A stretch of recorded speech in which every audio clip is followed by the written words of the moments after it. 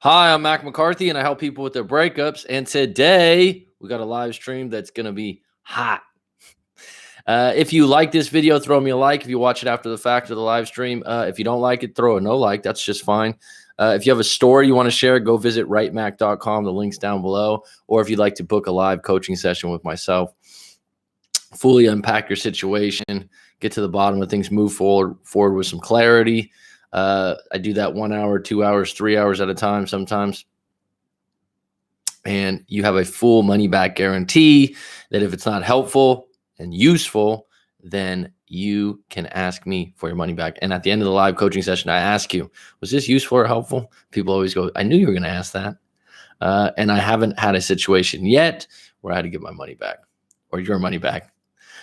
So today, I think it's an interesting topic. Of course, no contact's talked about all the time. We'll get into some real stories later on, some situations, but I thought this was something I'd unpack today because it's actually something that I've had some recent experiences with, and upon people no contacting me about situations that aren't an ex situation, not quite as dramatic as a breakup of 2 years, 3 years, 4 years, because no contact's elevated on a human level when someone that you are close to, that you've been with for, like I said, 2, 3, 4, 5 years, that you really love and care about, when they do that to you and you guys have been peaches and cream, rose petals and wine glasses and rose petals, and then you go through all these stages with this individual, these ups and downs, these highs and lows, and then all of a sudden that's a different style of no contact. That's the highest level if you really think about it, because you never thought you'd be in no contact with this individual when you were, I don't know, contacting each other 5-6 times a day and sleeping in the same bed. So that level of no contact, being ignored, if you will, it's up there with a death in the family, really. Because and it's hard to get closure on it because the person's still out there, and if you don't have clarity about what happened and why, that'll eat you like rats on a log of cheese. Because when you get out of your breakup, if you can't get clear on what happened and why, and really unpack that thing with myself or someone else out there, in a coaching session or a therapy session, really get fucking clear. Write your story out. Really get clear. The no contact situation for you and your partner is going to get worse and worse, because you're going to be telling yourself stories. You're going to be telling yourself, well, I don't know what this really meant. I don't know what that really meant. And usually when you're in a breakup, you are fixated on one or two different things. It's usually not a wide variety of things. It's usually, I can't believe she said this, or I can't believe she said that, or I can't believe he did this, or I can't believe he said that. And then the loneliness sets in as far as, missing someone and being alone, and then wondering who they are with and what they're doing. And that mounts and mounts and mounts. And so I thought to myself, I'd share some things today. Like I said, just recently, I had a situation that isn't an X situation of no contact, but it sparked some thoughts, because doing this line of work or therapy, if you will, or coaching, if you will, and dealing with breakups, you see it all the time, where someone's in no contact or their partner's in no contact. And really, if you both are in no contact, you're mutually no contact, right? And people are like, oh, it's just so hard, man. It's just so hard, right? And so recently I got a little taste of it, and I tell people this sometimes, coaching, giving advice. Sometimes I'm like, what are you going to do, coach? What are you going to do now when you lose your cool, when you lose your shit about something, when you get really upset about something? And I have to coach myself and give myself some advice. And really, when you have some experience in life, you do have to take a step back, take a deep breath. Why am I getting so upset? Why am I getting so riled up? Why am I getting so angry? Why am I so worried that this person didn't contact me? And look back on why it's happening. So this is what I wrote out. I'm just going to get into it. Everyone on the live stream, welcome. Thanks for the likes. I appreciate it. Please feel free to ask a question. I'll get to it in a moment. How powerful is no contact is what I write. How powerful is it to ignore someone? Does anyone like being ignored? This is a good, simple question if you think about it. Does anyone like being ignored as a human being? I mean, is that one of the highest levels of hurting someone? I don't, someone might say, oh, I didn't mean it to hurt. I mean, is it the highest level of hurting someone or getting someone's attention at the same time? Someone that you care about, someone that you've had a relationship with, someone that you are regularly talking about, talking to, just starts ignoring you. Okay. Is it the highest level of human non-communication that will hurt you or get your attention? I would say yes. Let's just think for a moment. We got a live stream going here. What's the worst someone has ghosted you in your life? Could it be a friend, a colleague, or an ex? Ghosted, no contact, radio silence. Has someone done this to you before that might not even be a situation? Some people, and this is harsh as fuck, say my dad walked out when I was, 12 years old, and never came back. Would that count as a no contact? Yes. Would that count as a situation where you got ghosted by your father? Yes. That's harsh, man. And a lot of people deal with that. So I'm just curious I thought about this myself, and I kind of was drawing a blank. I really was. What was the worst someone has ghosted you? And I thought to myself in that question, this is random as hell. The Rolodex went in my head. The Google search went in my head.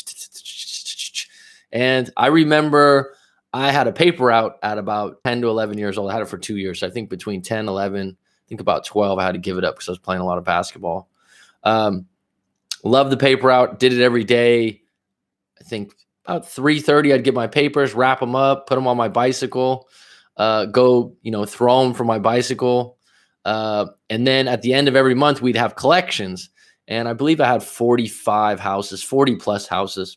And so you had to knock on the door and you'd say I think it was $650 for the month. And then you get collections. Some people would tip you, some wouldn't. Some would give you 50 cents.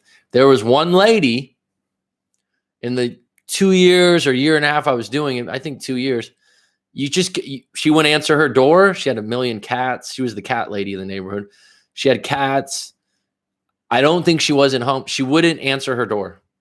And so there wasn't really, you're collecting money for the newspaper or $650. There's no way to call the police or something. So sometimes I would just have to cover her $650 out of my tips.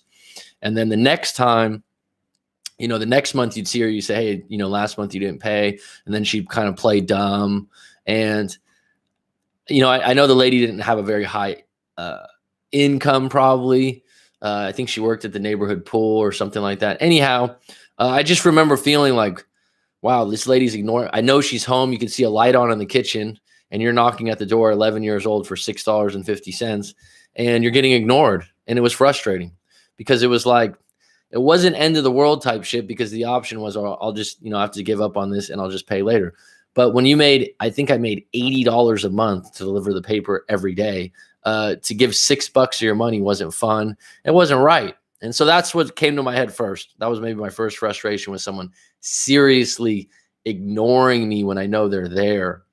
I had situations where my parents were going to get divorced. We lived in separate homes, but it never felt like my dad was in no contact or I didn't know what was going on. Even me and my sister, God bless her, passed away, but 5 years older, we had fights, we had arguments, but I don't ever remember her ignoring me for 2 weeks. I don't remember my mom or dad ignoring me for 2 weeks or someone at school doing that. And so I kind of mentioned this also just as a constructive conversation, getting a little deeper on no contact. Has anyone ever, and I've seen other people do this. Have you and a group alienated someone at work? This happens, or at school.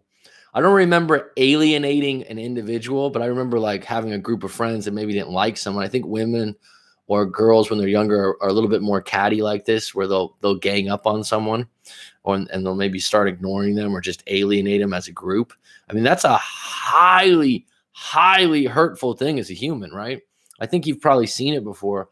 And I'm trying to think. I don't remember witnessing it in my own life. I've sure seen it on TV and whatnot, and I've seen it from outside looking in. I'm like, give this person a break. I have had a friend in the recent years that I had a falling out with, a mutual falling out with. We don't talk anymore. And some friends of mine that I was closer with said, "Hey, look, I'm gonna have this party.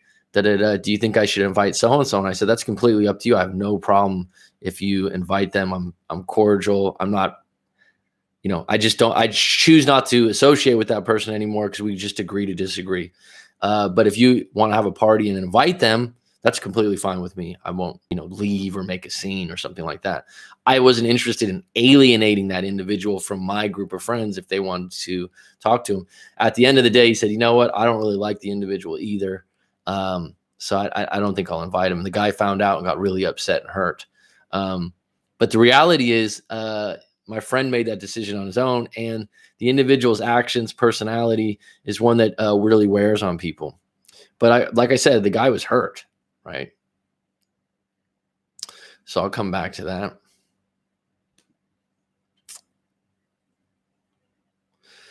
Looking back at my own situation with no contact and the breakup that I circle back to a lot that was really tough on me and it was a tough moment in my life. It was more of a mutual no contact, and I felt pretty damn clear uh, that we weren't going to contact each other. And the way it ended, I was bitter and I was angry, but I wasn't just upset with her. I was upset with some other things in my life, knowing that now. And so I had created a situation where I was like upset at the end, and probably we could have had regular contact if I was open to it. And so it didn't eat at me that she wasn't reaching out or contacting me that much, because I kind of figured that she's stubborn. She's someone that made decisions and stuck to them. And so I wasn't surprised. I wasn't paying attention to social media. I had an idea of what she was up to, but it didn't eat at me as much as I thought. The hurt of the breakup hurt. That was tough. The hurt of who she had become and how she changed hurt. Me having to look in the mirror and take a full assessment and inventory of who I was in that moment and where I was at in life, it hurt a little bit. And that was the only place I could improve. So getting into recently my experience with no contact, I've recently had a close friend that was actually also a neighbor that I asked a question to pertaining to neighbor type things. Okay. I don't know if I should get into this because it might be a boring topic for some, because here people are here for breakups. But bottom line, it was a question regarding my neighborhood and my house, and he left me on red with a simple question to answer, and so it led me to believe that the answer was a negative response. Confronted him, 2 weeks later about something else. He brought up, "Oh, well, you haven't been talking to me." I said, "You left me on red." And the next thing was, "Well, I left you on red because I thought you were just in a bad mood when you asked that question." I go, "It was a simple yes or no question, pertaining to something in the neighborhood and affecting my house and the noise around my house. And it was a fair question to ask." And then, this individual continued to go around that part of the question and create other, "Well, you haven't talked to me that much." And it's like, look, this was a question about the neighborhood. And this is what's interesting about friends or colleagues and neighbors. They're separate arenas, right? You can be friends at work, but you also are colleagues separately in a lot of ways. You can be friends and neighbors separately, because the issues that you have with a neighbor, with their noise or the way they act or disrespect to your house, the list goes on. And so I said, look, let's just separate this. You haven't been a very good neighbor, but I'm not going to erase our friendship. So I want to ask you some questions about being a neighbor, like to overlap it into friendship. And so we had a good talk about it, and I'm still not excited or happy with where he stands on things, but we communicated. But being left on red about a simple question, and this was just a friend, really pissed me off, especially when I asked a question, right? And so I kind of related it to the fact that, Azam, who's on the live stream right now, says, "Leave them on red." Yeah, it'll frustrate an individual to see that they read what you said and they have no response. right? I've also had someone recently that I'm close to. I'm in the middle of texting regularly. We're talking regularly with what's going on, and all of a sudden they just fall out.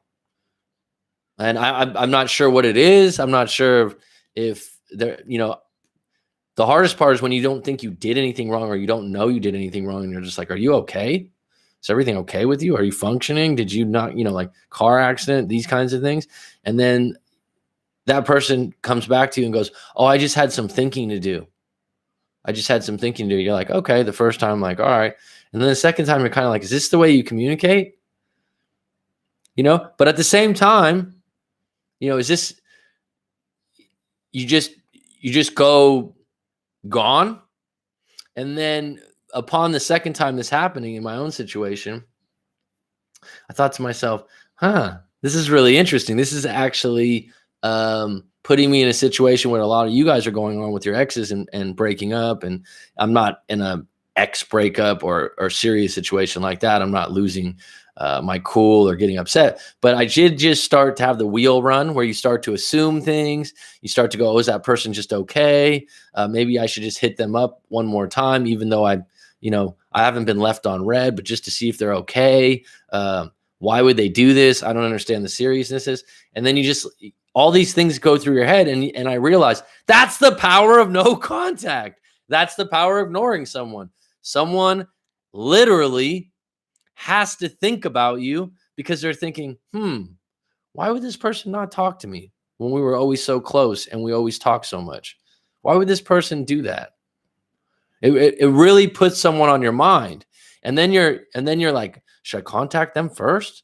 Well, if you contacted them once or twice, right, and they left you on red or they just didn't respond at all, and they have your email and they have your, your phone number and all these other things, if a day goes by, 2 days go by, then maybe you want to reach out and go, hey, I just want to make sure, are you okay?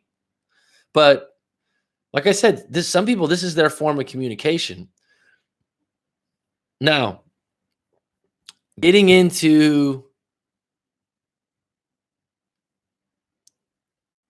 how you start to assume things, you ponder calling them, but then you give in, you worry, are they okay? The worst is when you really are not sure what's wrong. You're puzzled, you want some clarity. So I talked about this earlier. I said, that's the key to starting no contact if it's breakup based, if it's ex based. Before you go into no contact, get crystal clear on why you broke up. Get crystal clear on what you want moving forward. Get crystal clear on this is a real breakup, that we're not, if you don't want to be friends, then don't be friends. If you don't want to be like, oh, we're just kind of in contact, we don't really know where we stand, it makes me really uncomfortable, then don't do that.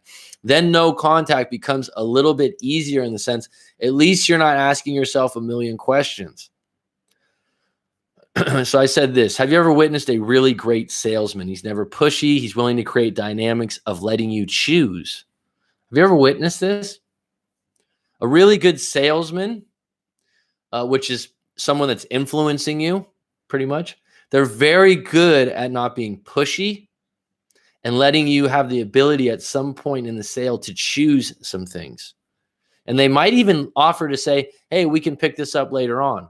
They are going to give you choices throughout the sale, especially if it's like a car or a house, something big, to let you out. Now, the traveling salesman that sells you, products to clean your house or a vacuum or something, that's a little different style sales, I think. That's informative base. And think about that. When you leave someone with no contact, you're leaving it up to them to choose if they contact you or not. And they have to ponder it. Fuck, should I just check in? It's Easter right now. Ooh, that they've left the door open because they haven't really said anything. Now, if someone says, don't ever call me again, that's different. What do you do if someone no contacts you? I talked about that. If you're not sure at some point, get clear on why, then accept their reason or not. And ask yourself, is this a fair way to communicate? Is it selfish? So if someone no contacts you, the short answer, I'll say it one more time. If you're not sure at some point, get clear on why.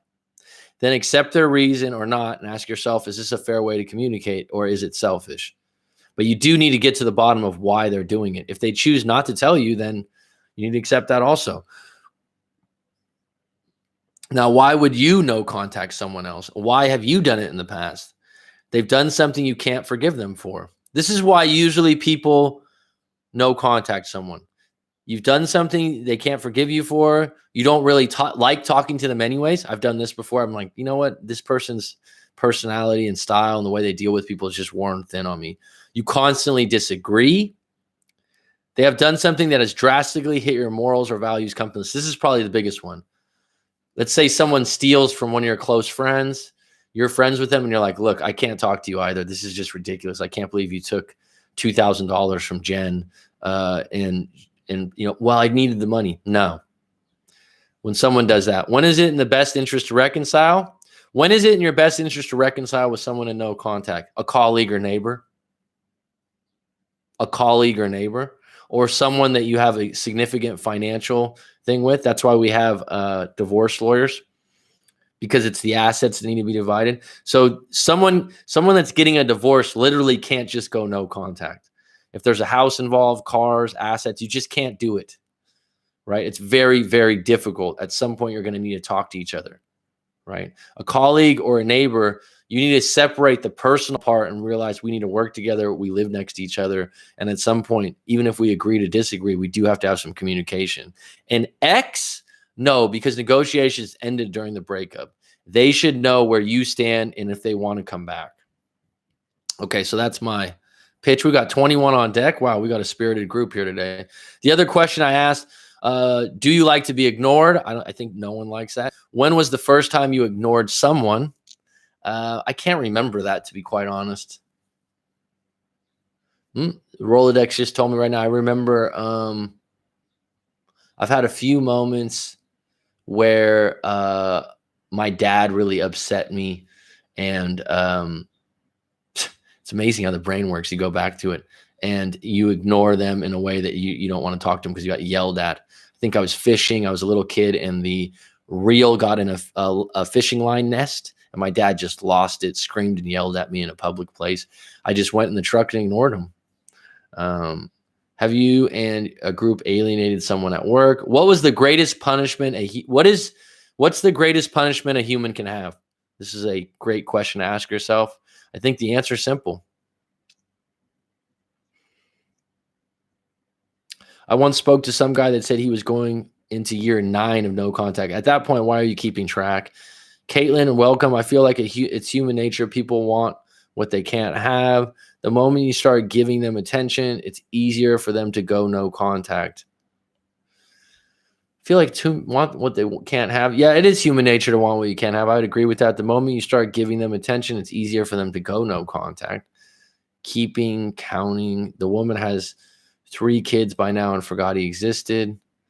Yeah, the fact that you think you're in no contact for 6 years, that's amazing. I'm in no contact with everyone. I come out of my cave once a day to ride my bike and maybe get groceries.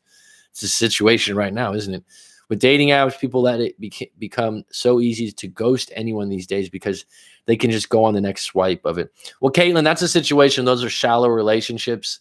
And if you're ghosted or you're put into no contact with someone just swiped you, you shouldn't care 2 fucks about that because it's the reason it hurts so much with an ex is because you believe it's such a deep relationship, right?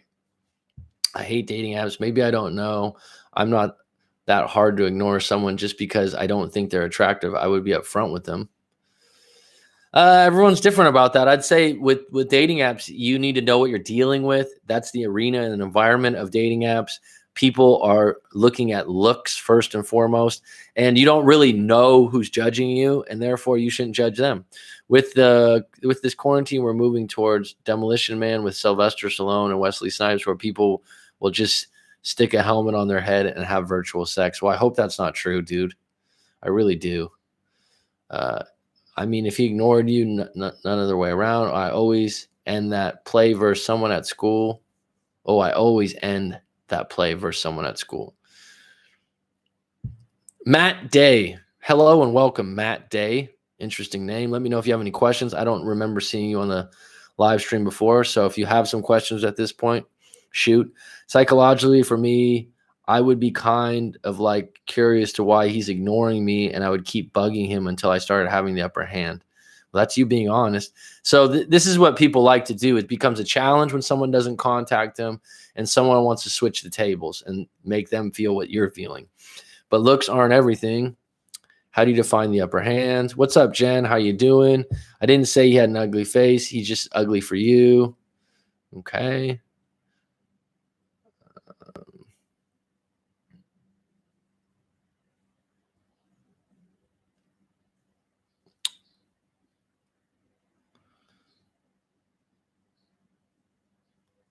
Oh, wow. I'm way behind. So just stay with me, folks. Stay with me.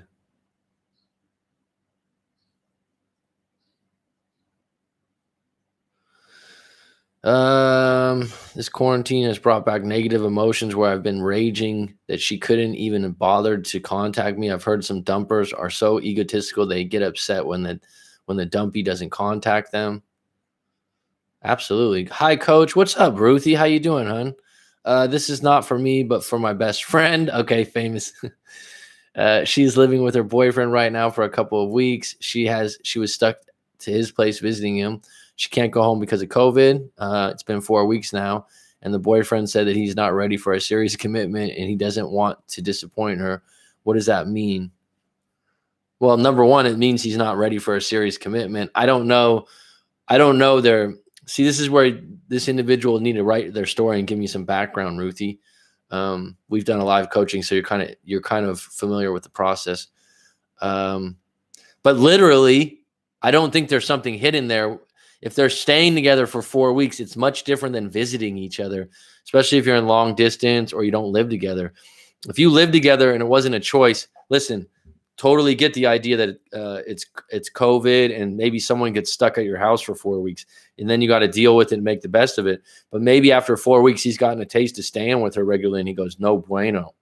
If you're used to living on your own, fuck, man, it's difficult. Even when I go back home and I visit my parents, I have a great relationship with my parents, and I'll stay at their house for 3 weeks, and it's a privilege. It's a privilege to be around my parents, have some time off, and go to lunch with my mom, hang out with my dad in the afternoon. But I mean, my mom will come over and be like, what do you want for dinner tonight at like 10 a.m. or this or that? And it's loving, it's unconditional love. I'm highly appreciative of it, but it's annoying sometimes, right? Because you're just not used to it. And so I'm saying when you live with someone, especially if you're an independent individual, a serious commitment I think he's talking about is living together. And the fact that he doesn't want to disappoint her, I don't know. I'd have to know more to the story, okay? A huge part of having the upper hand is knowing how attraction works, knowing various methods of developing and increasing attraction. Most don't. Didn't say she was obligated, doesn't change the emotion. I want to give her advice, but I don't know what to tell her. Oh, Ruthie, tell her to feel free to write in her full story anonymously to writemac.com, and I'll share it on the live stream and then give my take. But she needs to write the story out from her point of view. As in, if he was get a serious relationship with her, he doesn't want to disappoint her because he might not be capable of doing what the boyfriend can do since he's not ready for commitment. Happy Easter! And everybody from Las Vegas, Roller Girl, well, happy Easter. This has been the 23 on deck. Where's the likes, folks? I appreciate you all. Hope you got your Easter egg baskets. I haven't had one of those in years. Remember the chocolate bunnies? Ruthie, it means he doesn't want a serious relationship at the moment. Being stuck together can accelerate the relationship too fast. I would agree with Isam at this point, but like I said, I'd be able to tailor the response if I knew the story. I imagine there will be lots of breakups once this passes. I didn't think about that, T-Mac, but someone had said in the live stream a few days ago, just being able to stay home with all the people that you really love that are annoying the hell out of me. An interesting side note to that, living where I live, which is a vacation area, right? So people save up for 1 week, 2 weeks, 3 weeks to come to Phuket, Thailand, beautiful beaches, beautiful hotels. This vacation you've been looking forward to for fucking, a year, 6 months. And I'll tell you what, I'd say about 50 to 60% of the people on the beach sometimes that are couples look like they're in a fight or they're irritated with each other. Just an observation I've made. And I think it's because They don't spend that much time together. T-Mac, he is 37. Sometimes people say things like that because they just aren't that into you. 37. Okay, that's something that a lot of guys may say when they're early 20s. I kind of know that already, as they have been only together for 4 months. He acts like he is a boyfriend, though, so it's confusing. 4 months isn't very long, but he has the absolute right to say, hey, look, I don't want to disappoint you, but I don't want to go 0 to 100 on this. And because you've stayed with me for 4 weeks now, I don't want you to get too comfortable. I think that's what he's saying. He's not into her, wants to live his life, and simply probably interested in someone else. That's a drastic. Like I said, send the story to me, and then I can elaborate deeper. 4 months is really still the beginning. It's because they are rude and unthoughtful. I always leave my red receipts on, and I do intentionally, especially with guys I'm talking to. My red receipts on, and do it intentionally because I'm talking to, so they know that they aren't the center of attention and that I have life outside of them. Okay. Still really don't know someone at 4 months. I was the opposite, was thinking about my life partner at 18 years old and then coming out the other side of 2 very serious relationships I'm not looking at all anymore. Leaving them on red is a tool to use when they show disrespect. Yeah, exactly. Maybe that too, but I usually leave a guy on red to show him that I have options and that if he's going to try and win me over, need to do other things besides just texting me.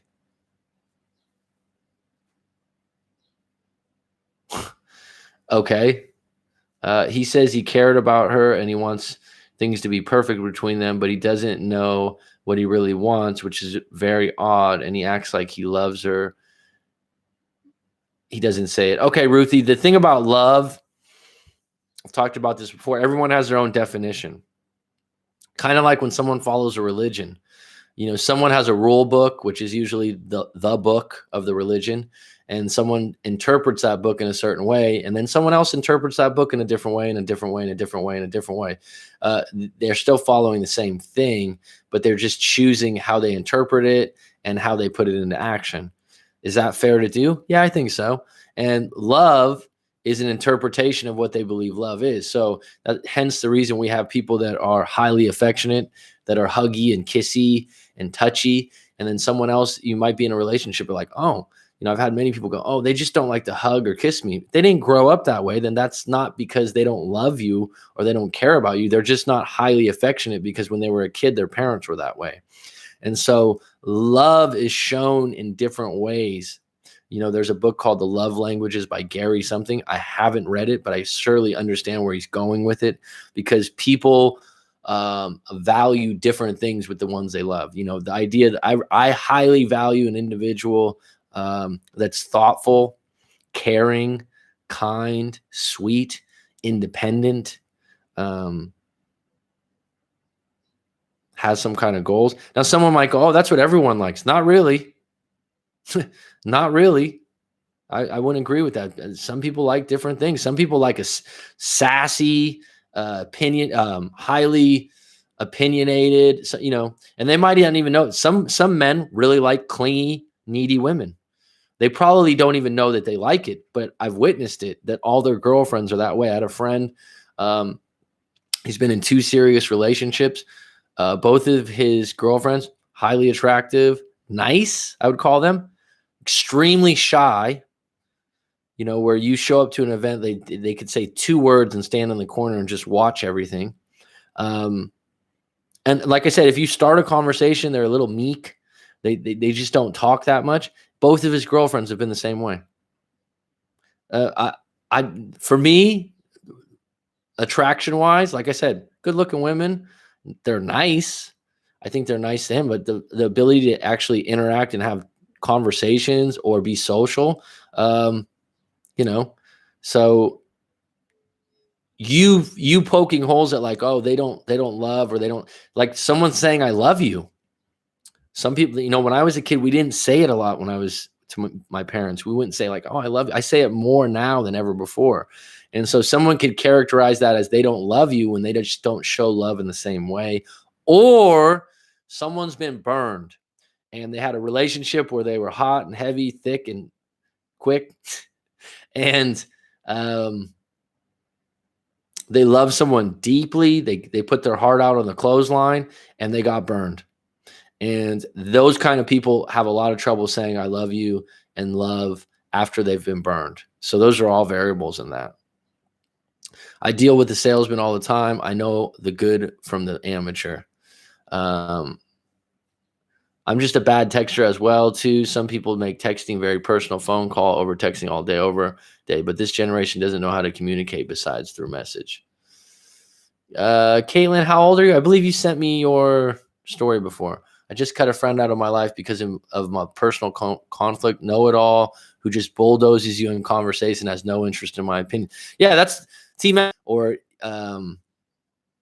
sorry, this says the connection's unable to. If that person's your neighbor or a colleague you work with, a lot of times you just accept them. Let's say they're in the cubicle next to you. I've been a teacher for years. Let's say, I work with various teachers. Sometimes just by default, you have to handle the person like that. When you get older, you're like, you know what, this guy's a jerk or this woman's a jerk and they're a bully and I don't agree with them. You can cut them off and it's actually really going to help you out. It sounds like there might be a third party, but that doesn't necessarily mean that there is. I don't know. Luna Martinez, what's up, buddy? Hope you're well. 22 on deck. It's raining outside, man. So cool. Just haven't had much interest in relationship stuff lately. I took gaming break and saw the live stream. Right on, T-Mac. Mr. Willis, Tommy's here. How you doing, sir? Hanging in isolation. Ignoring is powerful. That's why women use silent treatment, because ignoring her is the ultimate punishment. Attention is coin in the realm of women. Interesting. Yes, heavily raining in Arabia, Saudi Arabia. Very cool. I'm sure that's welcome unless it floods. Oh, it rarely rains here. That's why people celebrate it. I just don't know what to advise her as she was stuck with him right now. Like I said, tell her to send in her full story to writemac.com and I'll give her the best advice I can. I'll read the story anonymously on the live stream. Otherwise, you're getting a lot of guesses without. Think about it this way, Ruthie. It's like if a breakup has some mysteries to it or you're trying to figure things out, it's best that I have as much information as possible to give the best answer. Otherwise, there's a lot of assumptions going on. He doesn't have the incentive. I'm ready to disappear forever unless he steps it up.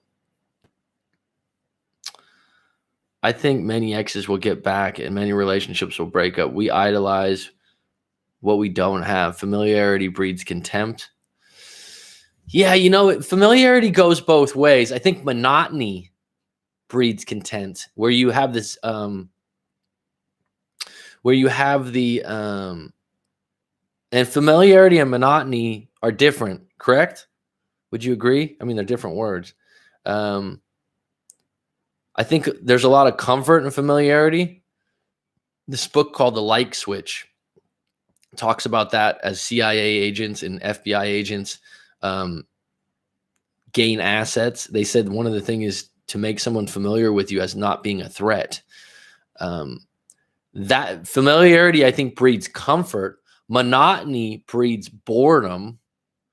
Doing the same things that are actually boring and predictable is what I would say. But what I think is when people get in long-term relationships and then they get in long-term careers and then they get a house or an apartment, there's no big changes or no big twists and turns. And then people lose some intimacy because they've been getting intimate in the same place at the same time. And it just gets fucking boring. And, intimacy is not everything. It's a big part of why people break up in long-term relationships. Sorry, that was in 4 parts, cause of character limit. No problem, hon. S. Elizabeth was on YouTube and saw your live. Just wanted to say hi. Over a year ago, your advice helped me through a breakup. Now it's a funny memory. Listen to Mac. He knows what's up. Thanks, Elizabeth. I appreciate you dropping in. Had a few different Elizabeths, write stories, so I'm not sure exactly what yours was, but thanks for the shout out. I have the 5 love languages on Audible. I listen to it on my long drive to snowboard resort at Christmas. I like sassy sometimes. See? I can't stand clingy or needy women. See? Azam likes a bit of neediness. It's feminine to a lot of men. Um,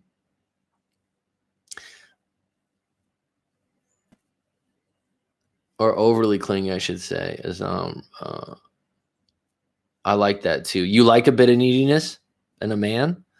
So that's what I mean. It's kind of funny when someone, it always cracks me up when someone thinks that like, oh, someone's so attractive to the opposite sex. But I thought this was interesting because I've been looking at more YouTube videos just to compare what we talk about. Uh, and the alpha male strategies. That guy's hilarious. And he was like, a lot of people.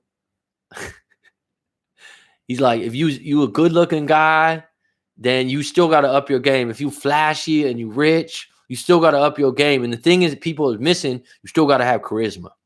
You still got to have some charisma. And I remember I used to work with a guy, and he wasn't that great looking. Like I'm better looking than that guy.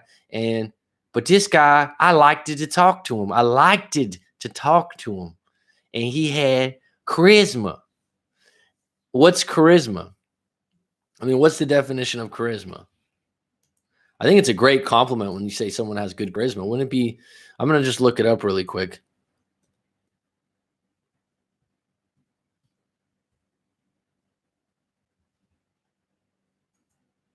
Charisma's meaning: compelling attractiveness or charm that can inspire devotion in others. Charismatic. Charismatic people have a sense of humility and are caring towards others. They know the line between being confident and being cocky. They always make sure others have a good time around them. But the most important trait of a character is their ability to be vulnerable. Wow, that sounds so attractive. Are you charismatic? I know that I've had that compliment a couple times, and I think it's a really nice one. My PB sandwich is ready. Peanut butter sandwich, I assume. I was like, it's a bit fast for the L word. I made a stack of fluffy pancakes with strawberry compote. $7 Canadian for 7. Okay. After being with someone who did very little communicating until she broke up with me, a little pushback would be appreciated.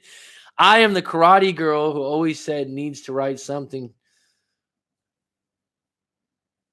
Changed my YouTube name a few months ago. The karate girl. I'll have to look you up on my email. Always said needs to write something. I'm still drawing a blank, to be quite honest with you, Elizabeth. Don't take it personal. I have a good memory, but I'm trying to think. Does alpha male strategy say axed? Yes, I think so. I listened to the highly educated PhD African-American pastor on YouTube, but he still says axed. Nothing wrong with it as long as you understand what someone's saying. You know, what I've realized living abroad and hearing a variety of English accents, because where I live, there's a lot of people from the UK, Singapore. Everyone has these different accents. And at the end of the day, no one's better. No one's right. As long as we can find a way to communicate, I'm okay with it. Someone actually thinking that their way to speak English when it's the biggest internationally used language in the world, I think, don't quote me on that, but their style of using it is above and beyond everyone else's. Come on. My avoidant ex dumped me again on February 1st. February 1st is my birthday. Getting over it. She always had walls up. See that now. Coach Warren is hilarious to watch. Duncan Dave, sorry, man. I hear that. It's even worse the second time around. Time for a cigarette. I believe she is gone for good. I immediately started no contact. Well, if that's what you believe, you're going to probably make it more real for yourself. And if that's the case, then you got to go straight into no contact. What's your other options? Hi, Mac. What's your views on the book Rational Male? I think it's a great book. I think that I recommend it regularly. I don't know. Jamal Reynolds. It's not Reynolds, right? I recommend it regularly. I think it's a great book. I think individually based, you should take what you want from it. But the idea of spinning plates is it's a theory that a lot of people have. He just puts it in theory. The idea that you don't have a soulmate, I agree with that. So I agree with a lot of the stuff in there.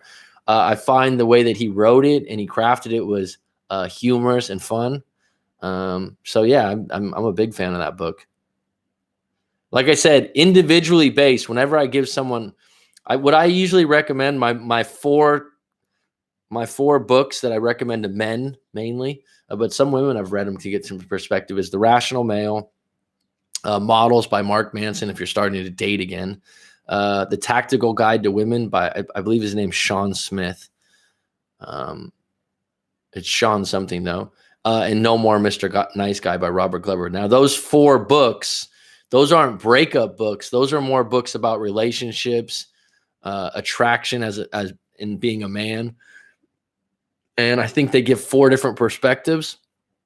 And I think you could take what you want from those 4 rather than just read one and make it your one go-to. And then if out of those 4, whichever one you like that touches you, go for it. You have a lot of views. No offense taken anyway. You have a lot of views. No offense taken anyway. My ex did come back, but by then I was like, this is lame. I'm out. Been single a year, just working on myself and never been happier. Wow, that would be really interesting to see. I'll have to look up your story. Did you write S. Elizabeth? This will be interesting. Hold on. Stay with me. Stay with me.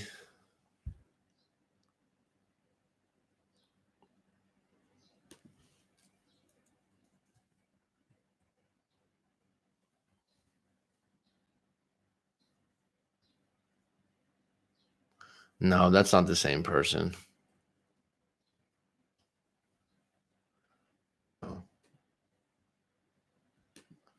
Did you, S. Elizabeth, you didn't change your name. You're not the one from New York, are you? I really dislike it when people label exes avoidant, narcissistic, or other labels. It's difficult to analyze and categorize people. Azam, I agree with you. I mean, you certainly can do that. I feel like it puts someone in a box, and especially the narcissistic one. I mean, everyone has a little bit of selfishness.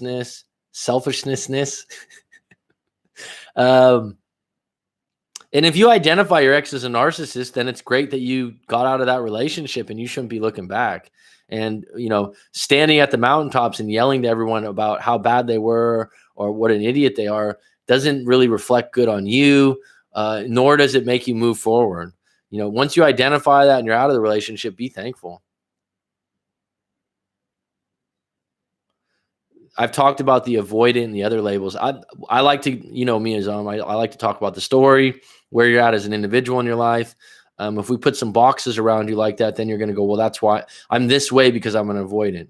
I'm this way because of that. And then you fall into that. And the one that really is detrimental is when someone goes, well, I'm just a depressant, or I just get anxiety. And it's like, human beings overall get sad, they get anxiety, but to identify with it as something that you suffer from is a dangerous thing. Almost everyone labels exes narcissistic. It's ridiculous. It is very tiny percentage of the population. I agree, T-Mac. I agree. Trust me, I come across it a lot. I've actually had people send me links upon links on narcissistic behavior because I said, look, you can call your ex a narcissist or anything you want, but you're done with him. But you don't understand, right? So the idea that they broke up or they got rejected by this person, it makes them feel better to call them a negative name or place. Whether it's true or not doesn't get away from the fact that you're done with them and you're probably better off without them. No other option. She blocked me on social media. She monkey branched the first time, then came back after it failed. So the fact that she monkey branched, how did you deal with that? What's your opinion on red pill guys? They follow Rational Male book. I don't, the red pill guy thing. I don't know enough about it to chime in about that. I know that it's part of the language that he uses in the Rational Male, but to sit here and go, what's your opinion on red pill guys? To each their own. If that's something they really like, but I wouldn't know the codes of a red pill guy or what they follow. You'd be telling me more about that than that. I know the book Rational Male, but to say like, what do you think about red pill guys as a whole? It's kind of like if you said like, what do you think about the Hells Angels?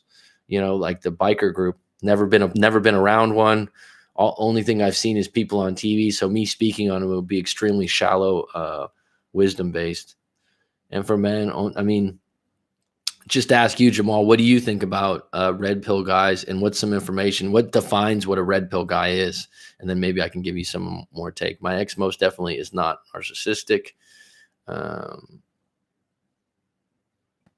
1 year until hearing from an ex. It happens, I guess. I've heard as long as two to 3 years later. My name is Sandra Elizabeth on YouTube when I was following you.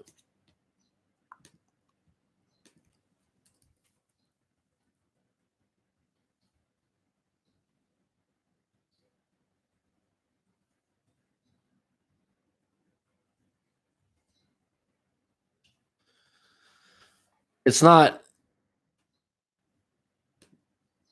Sandra Chatwin, is it? That's the one that I always used to tell to write.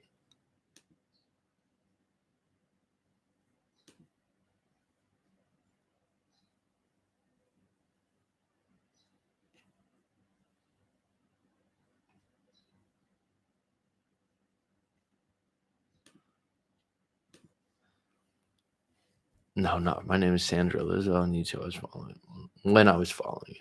So you don't follow anymore. Good for you.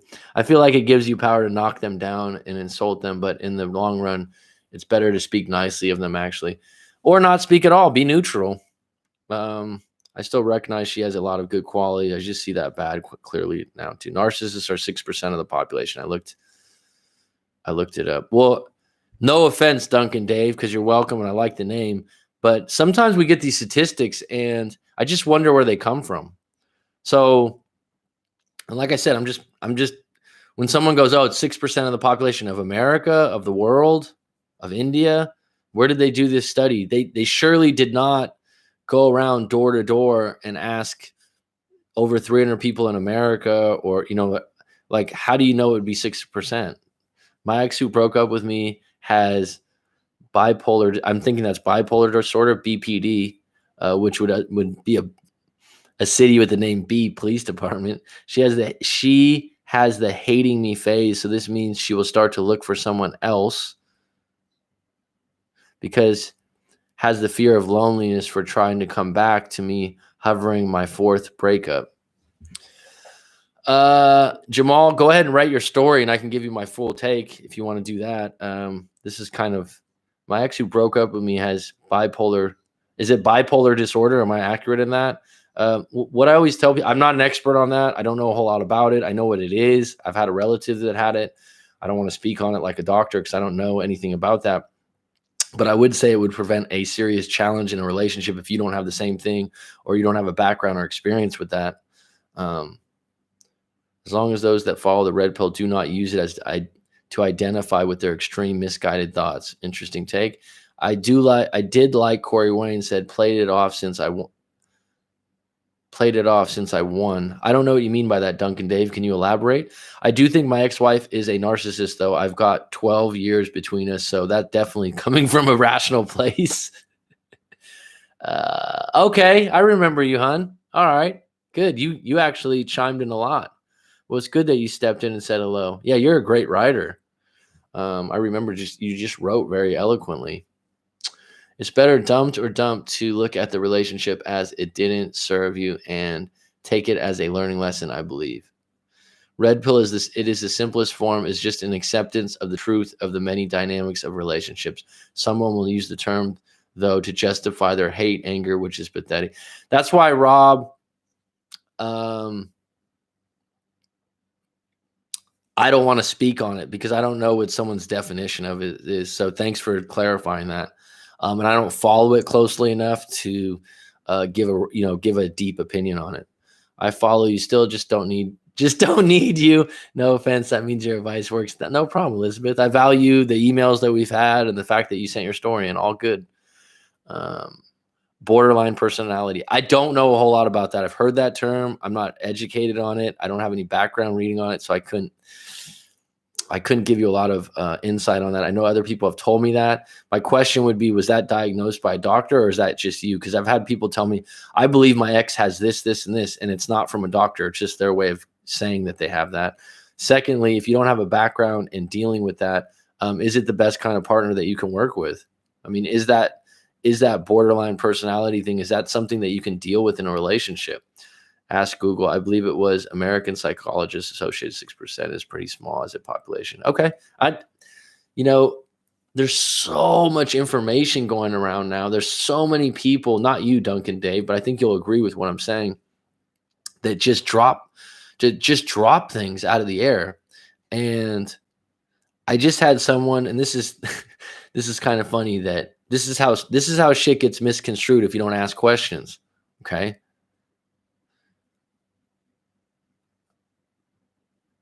Someone that's a close family member of mine said, it was just tweeted 600 million people in America are out of work. 600 million.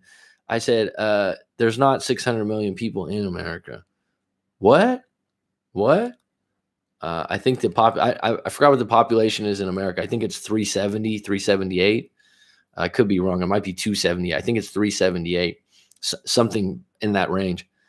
Well, no, let me check that right now. Oh, excuse me. It's 60 million. Now, if I didn't say anything, that person would just continue to, put that out there. And with all the stuff out there now, it's not foolproof just because it's from a scientific association. When we got back together, we discussed what happened. I had gone on a 2-month motorcycle trip. Good for you, dude. And she felt ignored. I had to admit, I took her for granted, got complacent. So we talked it out, thought we had agreement. Has any of my ex reached out before? Yeah. Reaching out to me is just like saying hello or contacting you after you broke up. Is that what you're saying? Yeah. I read Psychology Today, the website. They often talk about narcissism. I think I read that 6% is a number in the past as well. What's being tested for an individual to be a narcissist, at what level they are. Probably the best, if you guys are into studying narcissism, probably the best, and I don't have a link to the video. I've talked about doing this. Maybe I'll do this in a live stream, and I'll watch the video this afternoon. But Psychology in Seattle, which is a YouTube channel. Rob, you said you knew it. I think it's a great channel. I believe he's a practicing psychiatrist, and he's a university teacher, professor. Speaks really well, down to earth dude. I think his name's Kurt Honda. Interesting name. You always think of Honda cars or something. Anyhow, he has multiple videos on narcissism.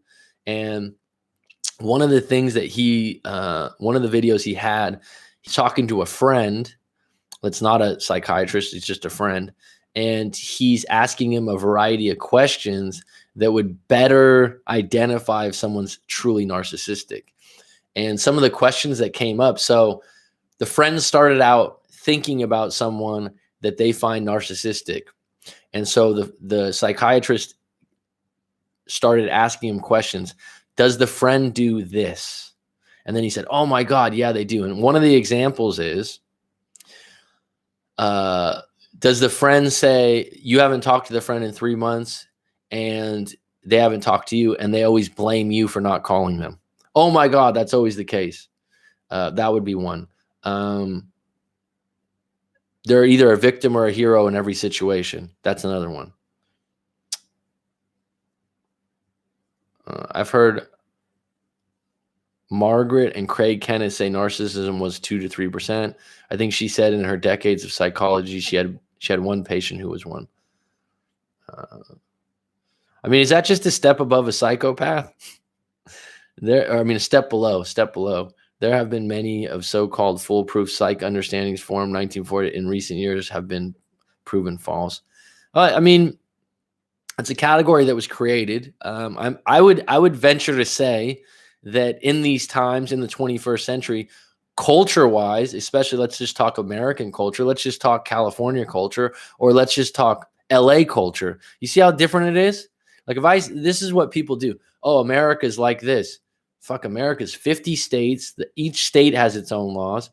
I don't know how many cities. Then you have your major cities that have their own laws and rules. Then you have your own climates within those cities. Then you have your own industries that dominate in those cities. And someone starts generalizing about a country. It's so broad. And what I'm getting at is, I don't know. Some of these numbers that people come up with, I don't know how they could be completely accurate. ND, is my crush mad at me after begging and pleading, then blocked? I would say yes. The fact that you begged and pleaded probably erased any kind of attraction towards you. And the fact that they blocked you would confirm that they're not happy with you. The first time she dumped me, I went into no contact on my trip. So she knows what it is about. She knows of Corey Wayne. So I believe she's prepared for this. No contact the second time around. Adonis, what's up, buddy? How are you? California's finest. How's the Bay? I believe social media has increased the incidence of narcissism. Oh, fuck yeah. Absolutely. Absolutely. Where I was going with the 21st century, the selfie, taking pictures of your food, taking pictures of how great your life is. It's competitive happiness. Think about this. There's a really good book. Maybe you'll like it, Duncan Dave. Nothing to do with breakups, but I just like one of the chapters on this is, I mention this book a lot.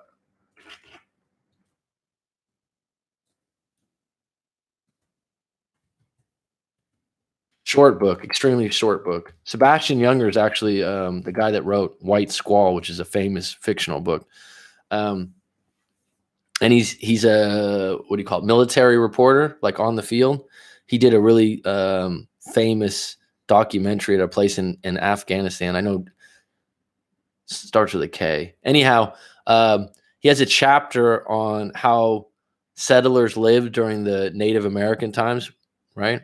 And how Native American culture within a tribe was favored by white settlers who were kidnapped into the tribe, and then they would be bought back out a year, 2 years, 3 years later, and they would go back into the Indian tribes because the environment in an Indian tribe or a Native American tribe was no one was above anyone else besides the chief that would help make decisions. Everyone had autonomy about their days and what they would do. They would contribute. They had a lot of free time. There was no class system. Everyone lived in the same teepees. Everyone, contributed. And the biggest things in Native American culture, this is what the book said, was being greedy or selfish could get you ousted from the tribe. And the highest level of bravery, fighting for your community, if you had to fight in a war, against another tribe, was valued at its highest. But individuals that were greedy or extremely selfish would be told to leave the tribe at times. What's up, big dog? I'm in Long Beach. The Bay is hot zone right now. LBC. You know what I just listened to, Adonis? It might be beyond your time. The Dove Shack, part of the Warren G group. The Dove Shack. Check that song. Google the Dove Shack. God, that was a good song when I was a kid. Is there a way at the first time I say I love you, even if we're only at a childhood years? ND, how old are you? You're confusing me. Is there a way that I will get unblocked?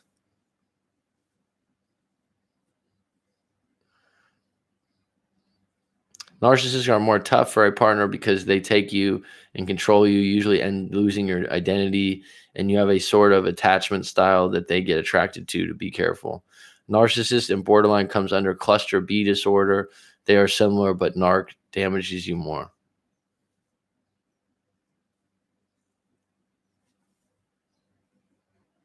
Do you know that song? ND, you're 22 years old. Okay, so is there a way if at the first time I say I love you, even if we're only at childhood years? I don't understand your question, ND. Can you elaborate? I'm confused. Jamal, you obviously have more knowledge on these two topics than I do, so fair play.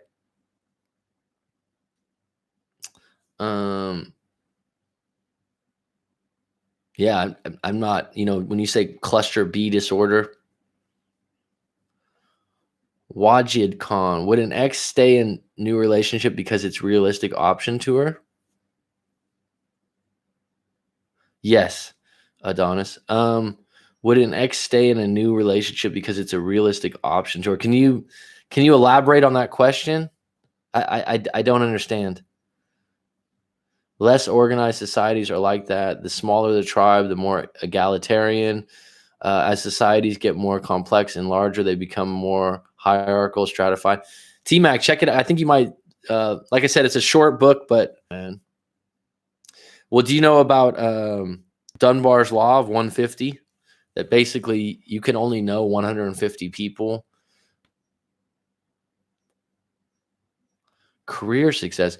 Would an ex stay in a new relationship because it's a realistic option to her?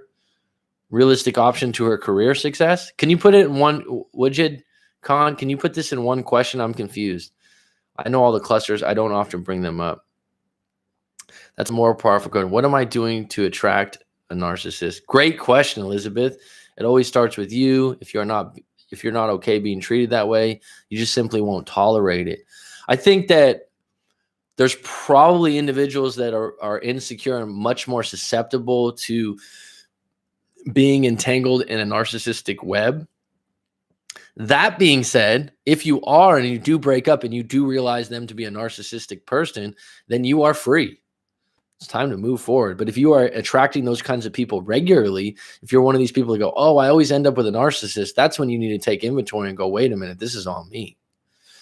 I said, I love her, even if we are 5 years old, because she came inside my dream, even if I can't see her inside class.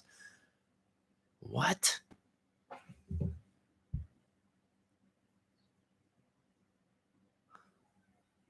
You're 22 years old. I don't know what you meant there. I'm sorry. You're going to have to reword that. It is on you, Jamal. It's like right now, the greatest thing you can do as if you want to read, I've just stopped reading them over the last year or so. I'm still open to them. I haven't read a lot of self-improvement books because they go over a lot of the same topics and different stories. And you get to a certain level with them. I'm not above it, but they start to overlap and overlap. You want to know one of the highest levels of self-improvement and enlightenment as a human being moving forward? Take responsibility for everything that happens to you in your life. It's hard to do. It's fucking hard because the human mind wants to rationalize and take you off the hook. I've noticed, though, people that I really look up to or find admirable, they take a lot of responsibility. People that are highly successful in business, they take a lot of responsibility. I don't know if Dunbar's Law was debunked. I don't know. That's a good question. It could have been. I haven't studied it. I came across that in a book a couple of times. I've heard of Dunbar's Law. Yes, I'm also a fan of Sturgeon's Law that 90% of everything is crap. I've never heard of Sturgeon's Law. I know the 80-20 principle. Until it comes crashing down. When it does, she will look for security and familiarity. That's a good point. If someone goes to a new partner, monkey branches, or goes in a rebound, it can work out for them. It's possible. If it doesn't, there's a good chance they might come back to you. Very true, Mac. Thanks, Jamal. I value your opinion. I agree it's on you. I read a study where some guy discussed a theory on the Dunbar number, trying to relate it to social media and suggesting it's not applicable to that. Well, it's apples and oranges, right? I think Dunbar's Law is human beings being in human contact with each other. So Dunbar's Law has been applied to businesses where they literally follow that rule and they only have 150 workers under one roof. So yeah, I would say that would be debunked in the if you're applying it to social media. Yes, taking responsibility is the manliest thing to do. It puts power back in your hands. No blaming, no guilt trip. I got to check myself all the time. Honestly, the most helpful advice I took from you, helped me reattract and move on from my ex and seek higher quality of life, was taking responsibility and working on me. Well, I appreciate that. It sounds simple, doesn't it? And I have to work on it myself when I get upset. I was just talking to someone last week when I was really pissed off. A neighbor and friend of mine that I was talking about earlier was doing as the Australians would say, heaps of construction work. And we're sitting here isolated in our homes, and there's cement trucks coming up and down the street. It just really pissed me off and upset me. Then you ask yourself, where's your power? You go through all the flop positions, the ideas, this and that, and you still get stonewalled. And then you got to say, well, what's my next step? Well, I can move from the house. I can do the. There's always an option where you can take some of your power back and you can do something and not be a victim. Mac, I feel like social media example, Instagram is destroying relationships. All relationships? No. A lot of relationships? Probably.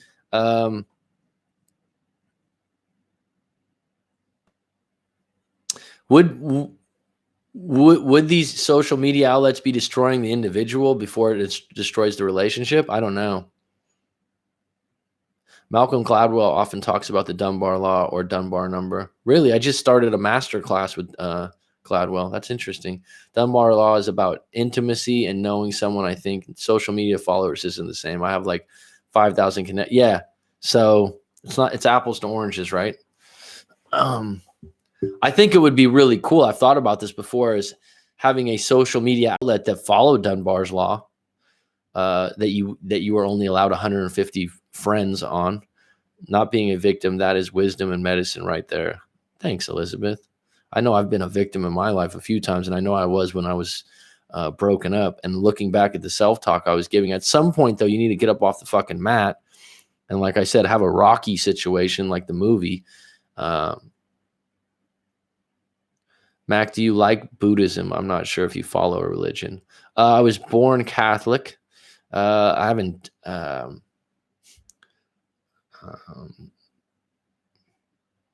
I was confirmed. I was baptized. I went to catechism as a kid. When I'm back home or something like that, or I have a funeral, I go to church for that. But I'm open. Do I like Buddhism? Yeah, most aspects of it. Sure. And I've had a lot of Buddhist friends. Something that might be shocking to people, where I live in Thailand, there's a large amount of Muslim people. And I will say this, very good people.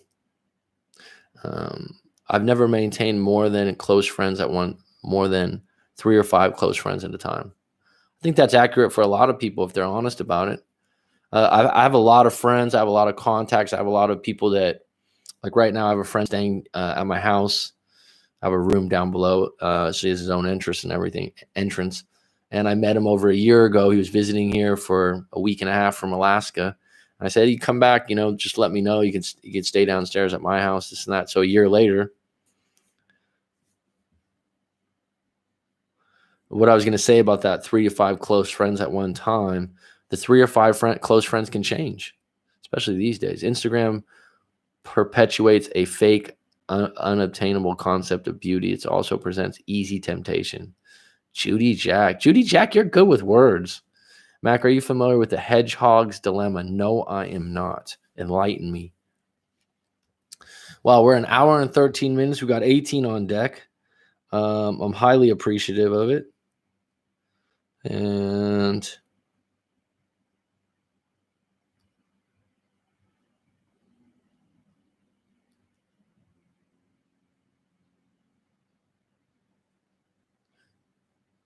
Mac, when I had my breakup, my best friend was the best to let me know my emotions. He would listen and ask me questions. Sometimes it's good when someone knows how to listen.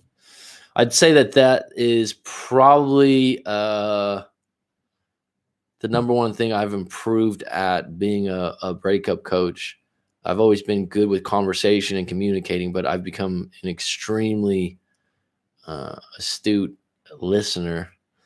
And when you make it your job, when someone's paying you to listen, it's different.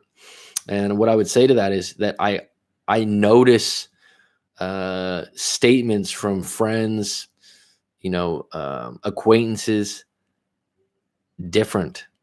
And one thing, if you really want to get to know who a person is when you first start talking to them, Jamal, you seem like a smart person that's well-versed in, these disorders or different things. Listen to how they talk about I am. I do this, I'm that, how they talk about their friends and family members, because you're next. And also listen to how they look at the world and how they look at you. If you really listen, it won't be a mystery how they act later on.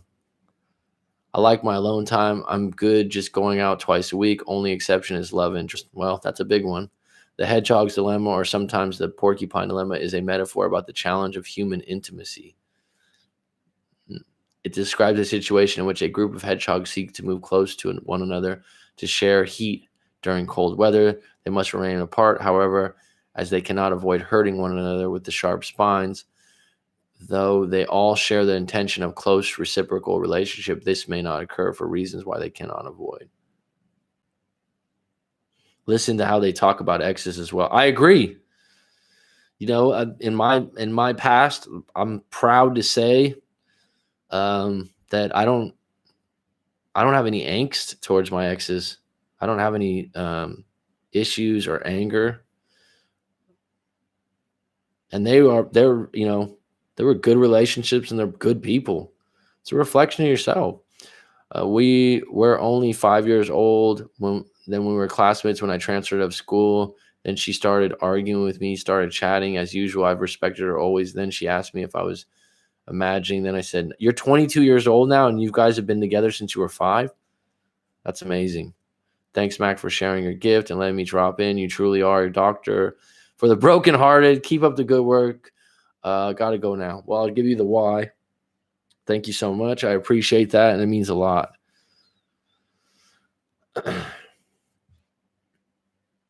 Azam, I don't know what that'll be. You ass will be next. I haven't had an IG for years. Created an Instagram 3 months ago just for shits and giggles. I haven't had an IG account, created an Instagram 3 months just for shits and giggles. Tons of bad luck in the last 3 months. Deleted it. Won a fat contract the same day. Could be. I mean, I've been going over case studies the past few days to apply to this dilemma. It is very real human implications. Hedgehogs sound like me. Social media is bad for everything. Mac, you can explain to me how to be strong and not scared of future relationship with someone else, as I'm scared to move on. How old are you, Jamal?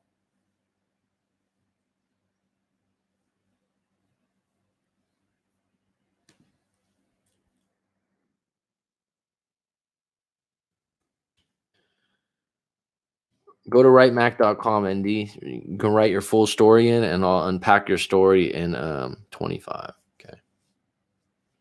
Catherine, welcome. 1209. How are you, hun? I hope you're well. You always leave some cool comments, actually, so it's nice that you got to pop in. Let me know if you have any questions right now. I hope you're doing well during this time.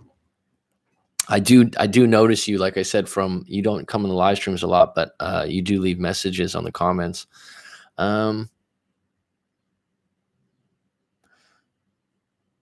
Matt, can you explain to me how to be strong and not scared for a future relationship with someone, as I am scared to move on?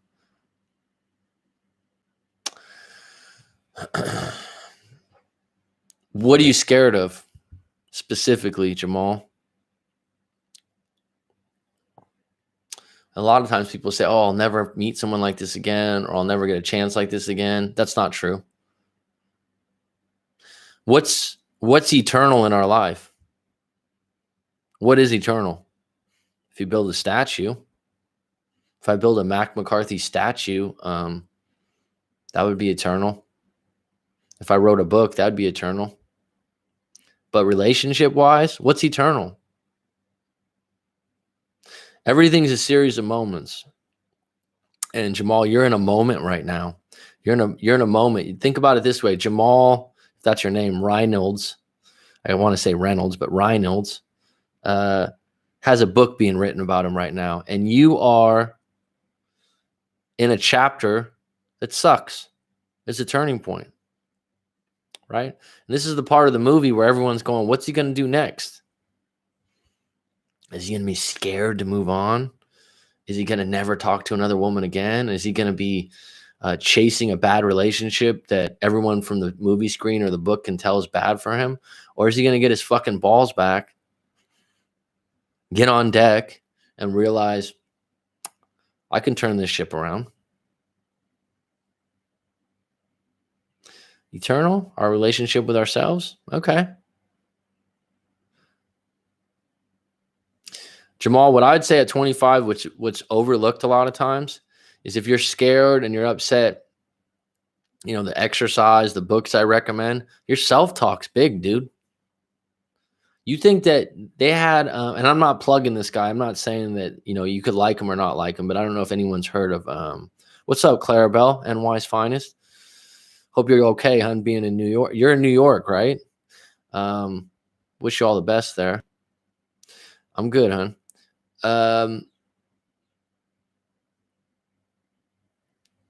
You need to redirect your self-talk, Jamal. And a good book is The Power of the Subconscious by Dr. Joseph Murphy. But you really need to, when it starts getting in your head and you start feeling like I'm scared, you need to redirect that shit because you're in control of it. As my ex had cluster B, I did everything to be good and they destroyed me, and I'm scared to have the situation again. I also have this feeling to be back with my ex, which is wrong. Okay, the cluster B problem is something separate. That's your ex's problem. Okay. If you did everything to be good, then hold your head up high when you walk away and said, I did the best I could. I forgive myself. I want you to do that tonight. Go in the fucking mirror tonight, Jamal. And I'm not being sarcastic. I'm being fucking dead serious. And say, I forgive myself. I did the best I could. And if that's true, then you should feel good about yourself. If that wasn't enough, then that's on them. And they destroyed me. They didn't destroy you. You're talking to me right now. That's a highly dramatic statement you just made that's going to make it worse. You're hurt. They didn't hurt you. You're hurt. That's blaming the other individual. They destroyed me. They hurt me. No, I'm hurting right now. What happens when you get hurt? You hurt your ankle. You hurt your finger. You hurt your head. Generally, over time, you get better. And you're going to get better. I'm scared to have the situation again. Of course, you're scared to have the situation again. Does that mean you're going to give up? First, have to be open to redirect that self-talk. I wouldn't really go into the clusters, even though they are helpful to know. There are a few other factors here that are more important going forward. Hey, fuck. This cluster B or whatever your ex has, or the I forgot what the BPD. That's their problem. That's not me being selfish or anything right now. You're broken up. That's on them. Your education into that stuff right now is right now you're scared. Right now you feel destroyed. You feel hurt. It's time to go to work on Jamal. I wouldn't really go into clusters, even though he came back after 1 full year. He apologized like crazy. We have been reconciling since in a different relationship this time around. Okay. What is the fascination with exes? They are an ex for a reason. Why can't we just move on? Unfinished business. I will take this on board. You are a good coach. I've been following you for 2 years. How long have you been broken up?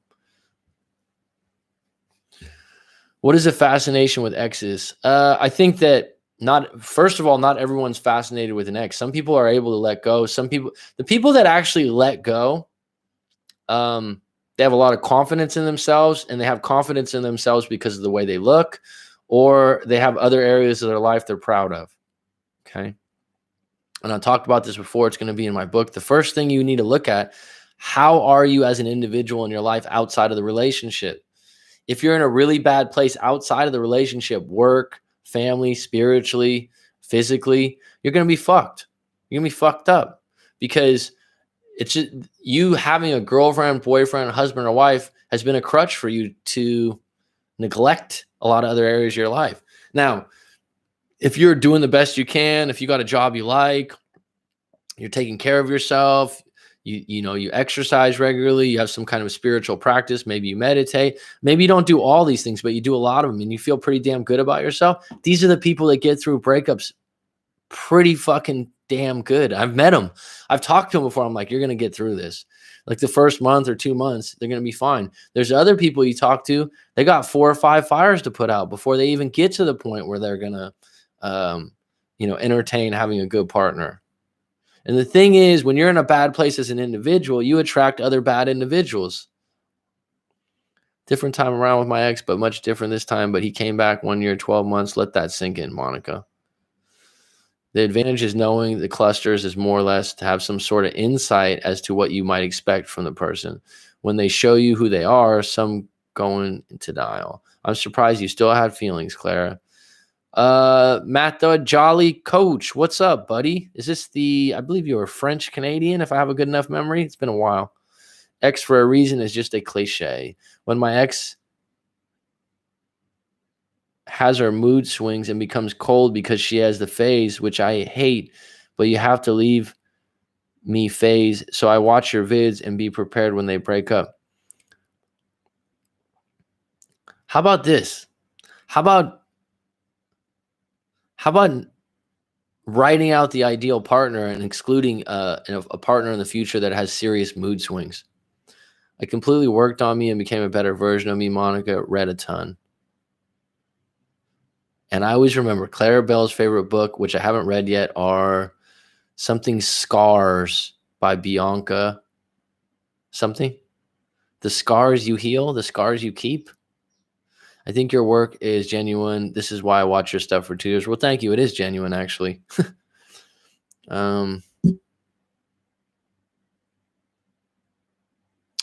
Getting back to Catherine. So what was the fascination with exes? Like I said, not everyone's fascinated by them. I think the part that people get caught up on is sometimes the biggest one, Catherine, is someone does something in the relationship or the breakup that you would never do to them, and it baffles them. And they can't get their head around the idea that you broke some moral or value code that you thought everyone else in the universe has, and the other person doesn't have that, and it will drive you fucking nuts. Why can't we just move on? Like I said, unfinished business. The unfinished business is not understanding or accepting what happened and why. That's why I tell people to write out their story, because your story and how you write it, and then when I unpack it with someone, a lot of times people will tell me afterwards, I'd say 90% of the time, they go, you know what, I wasn't looking at a few things till I talked to you about it. I actually feel better. It doesn't necessarily mean you're cured. It doesn't necessarily mean that you're going to get your ex back. But the idea that you can get clear on some of the things that you're not looking at correctly, or you're being highly biased, or you're framing wrong. This is the biggest one, Catherine. People frame.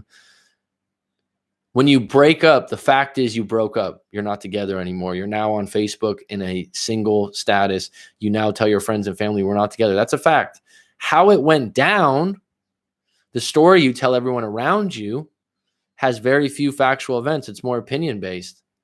And it's very important. And then what you assume the other person is feeling or thinking is a guess. And so you need to frame that in a way you can move on.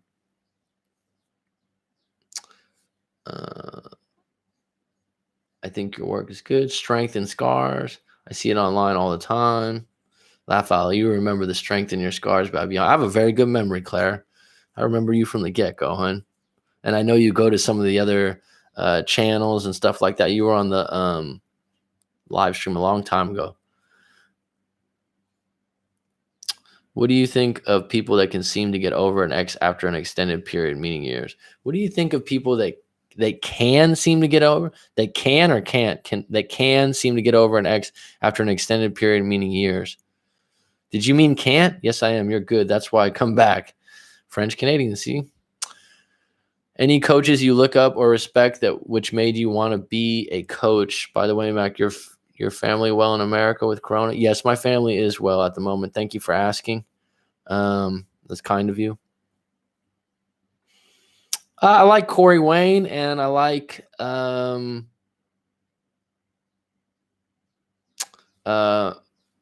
masculine. Is his name Masculine Energy? I just call his name's Kyle. I like him because I think he's being himself. Coach Corey Wayne, I think he's being himself. probably when I very first started, Corey Wayne, 2.5, 3 years ago, was probably the most popular. I didn't even know that, that you have the Craig Kenneth, you have these other people, and people ask me, what do you think of this person? What do you think? I didn't know a lot of these other ones. I always knew I was going to have my approach, and it was going to be based off people sending me their stories, and I went from there. But why go through all that pain? I don't think going through all the pain is a plan. I think that people handle pain differently and create pain differently. I thought you meant can't. That's why I asked you. Okay. What do you think? What do you think of people that can't seem to get over an ex after an extended period of many years? A lot of that, in my view, a lot of that has to do with not being happy with themselves, not feeling like they're good enough to move on or meet a new partner. You're in a place where you have other areas of your life that you're not sewing up, whether that's career, whether that's finances, whether that's spiritual, whether that's family, or you have some kind of extremely limited a belief. For an example, all men are dogs, or all men use you. And so you just go into every relationship assuming that. And unless you clean that up, you won't move on. And so individuals that can't move on for years, and it could be that the relationship was extremely traumatic. There was abuse involved, verbal or physical, or the breakup was traumatic, but you still have the ability to overcome that, but you're not going through the resources or being solution based. Can't. I was going to give you the can. Wow, you tend to like coaches who tend to lean on the masculine view more set. I guess so. I know that you liked Susan Winters quite a bit, right? I remember you saying that. Again, I have a good memory. So, like, to me, to each their own.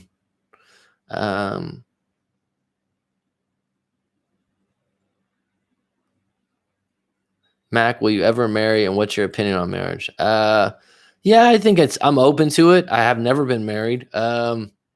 I'm open to it, and I definitely would, planning on having kids. Definitely. Corey Wayne is the gold standard for the most part. Masculine energy, yes. Okay, good night. Till next time. Good night, Catherine. Susan Winter and Rory at the love chat, and Coach Kenneth. Okay, cool. To each their own. I like Susan Winter, but her charges are astronomical. I think that I like Chris Camwell. I'm not familiar with Chris Camwell. I haven't seen him before. I dislike Derek. I don't know who Derek is. Jackson. Yeah, those people I don't know. Susan Winters, you told me about. Like I said, when I first started, I was a little bit critical of some people I didn't like for different things or different reasons. But you know what? If you get good advice and they help you out, go for it. The best compliment I can get from people is that I'm genuine, honest, helpful, and useful information. Coach Kenner has some good insight. I like you, Coach. Thanks, Claire. A lot of people like the dating guy. Yeah. The love chat has some good content. Yeah. He's backed by science also, right?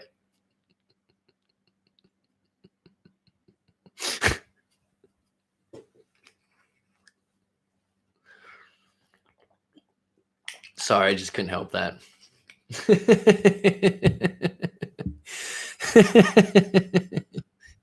I'm backed by science. Okay. If an ex is avoiding their own feelings, how long can someone go without breaking down? If an ex is avoiding their feelings,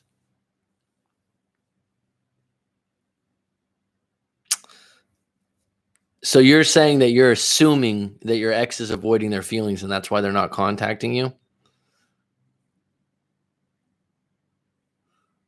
What's up, my brother? I'm back by popular demand. Hope you had a good weekend. Thanks, Steve St. John. Hope you're well, buddy.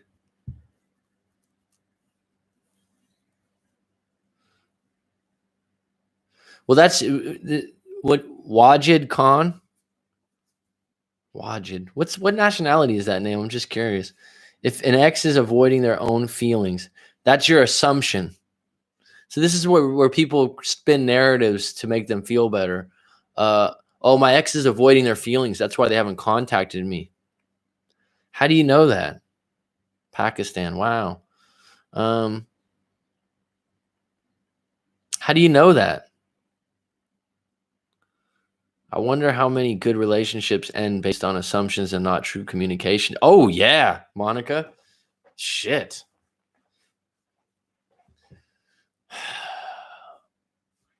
Absolutely. I mean, think about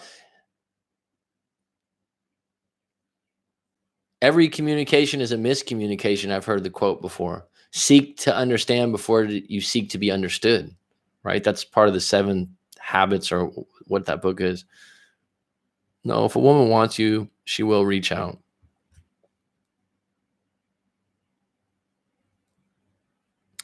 But that's assumptions. Assumptions right now are like,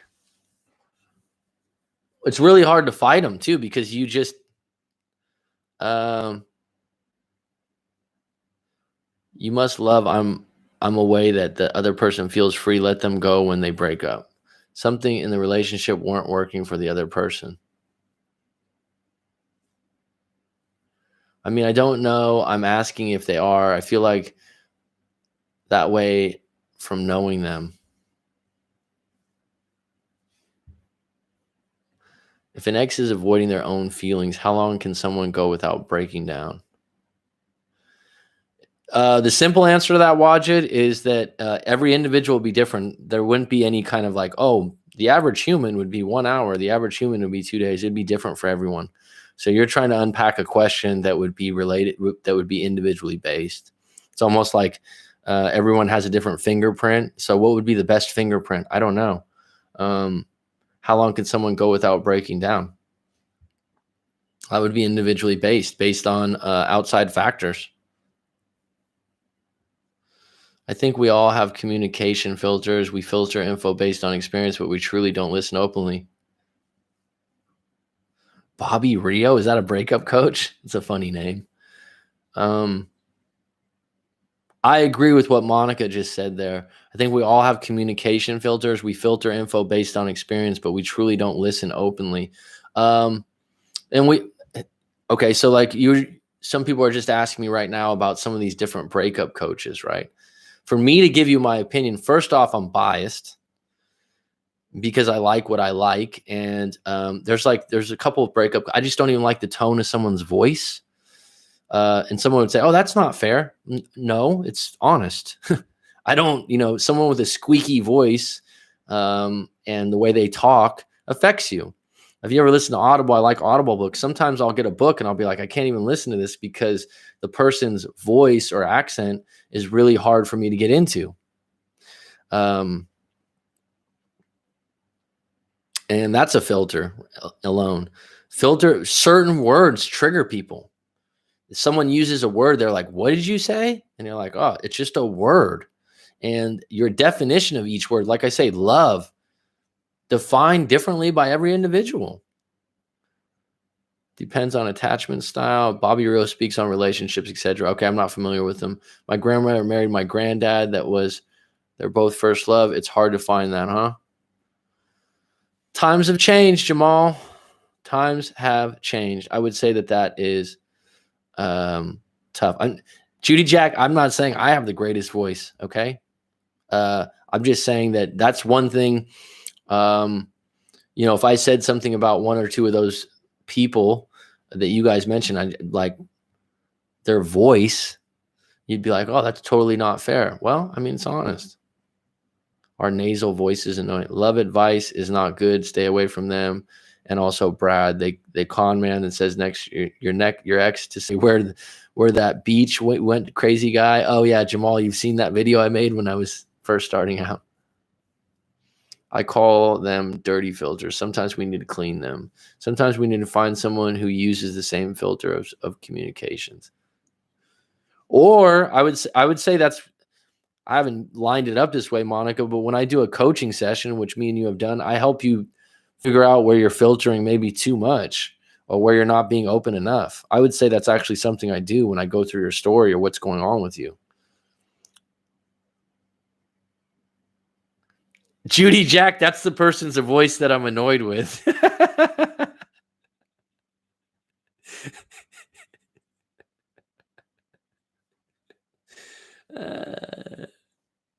Another read, bitch up, expect more, get more, Leslie.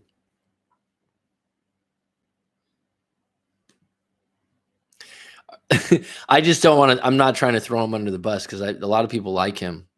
He's much more popular, I guess, by YouTube standards than I am. But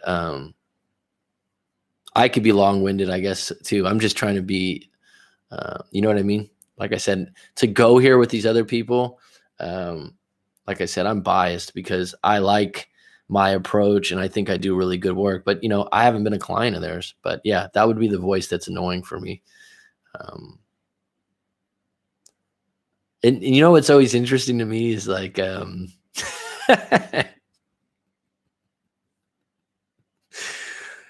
is when certain individuals will be like, I dated beautiful, gorgeous women, and and it was when I changed it, and you're like looking at the individual and you're like, really, um, you know, who, what's gorgeous or beautiful to you, first of all. Secondly, you can just throw that out there anytime you want, everyone's gonna be like, yeah.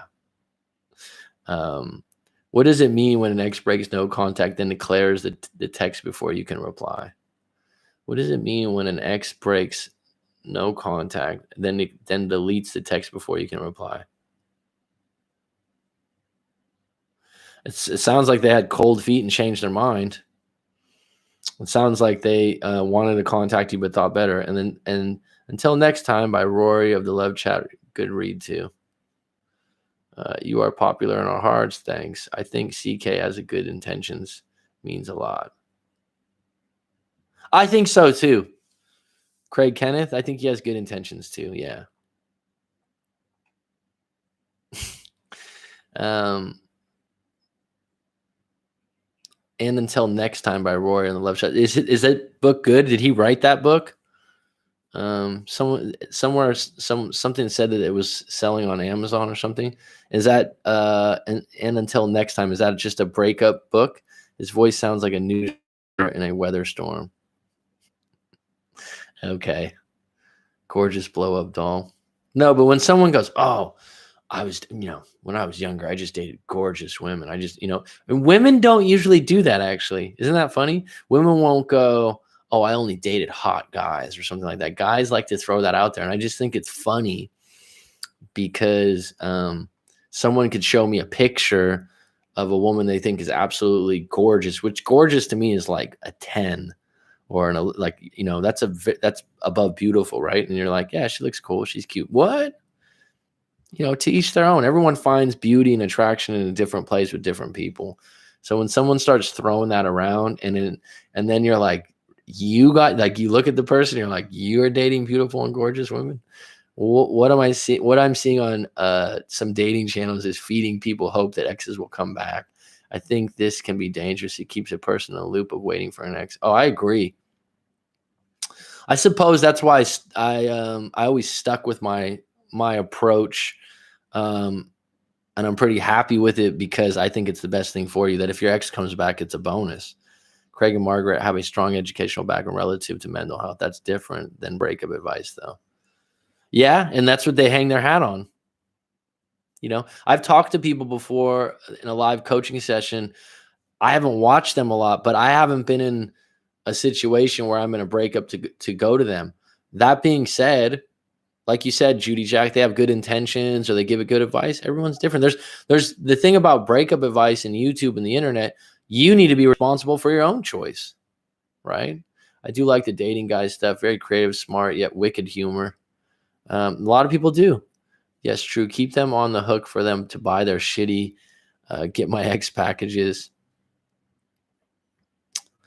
Yeah, and like I said, when I first started this, and a guy that was doing my website and helping me out, he was like, "Oh, this Brad Browning guy and this other person, these are the things you want to model after." And I was like, "No, no way, dude." And I'm happy the way it's worked out.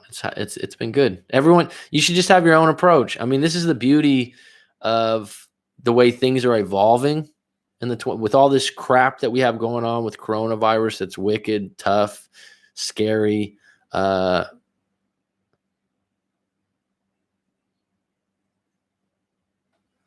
Yes, he wrote it. Coach Corey Wayne says it all the time. Girls that a 10. Okay, so you're saying Rory wrote his book, and then the second part is Coach Corey Wayne says it all the time. Coach Corey Wayne's session is $1,000. Jesus, Mac, that's so expensive. People pay it, right? I mean, he's built up his following that big, so time is money, supply and demand. I've said before, people that pay that $1,000, they probably take notes on every single thing he says and do exactly. Chris Sider, ex-boyfriend recovery pack. Is that good, or is that a joke? I mean, your review, David.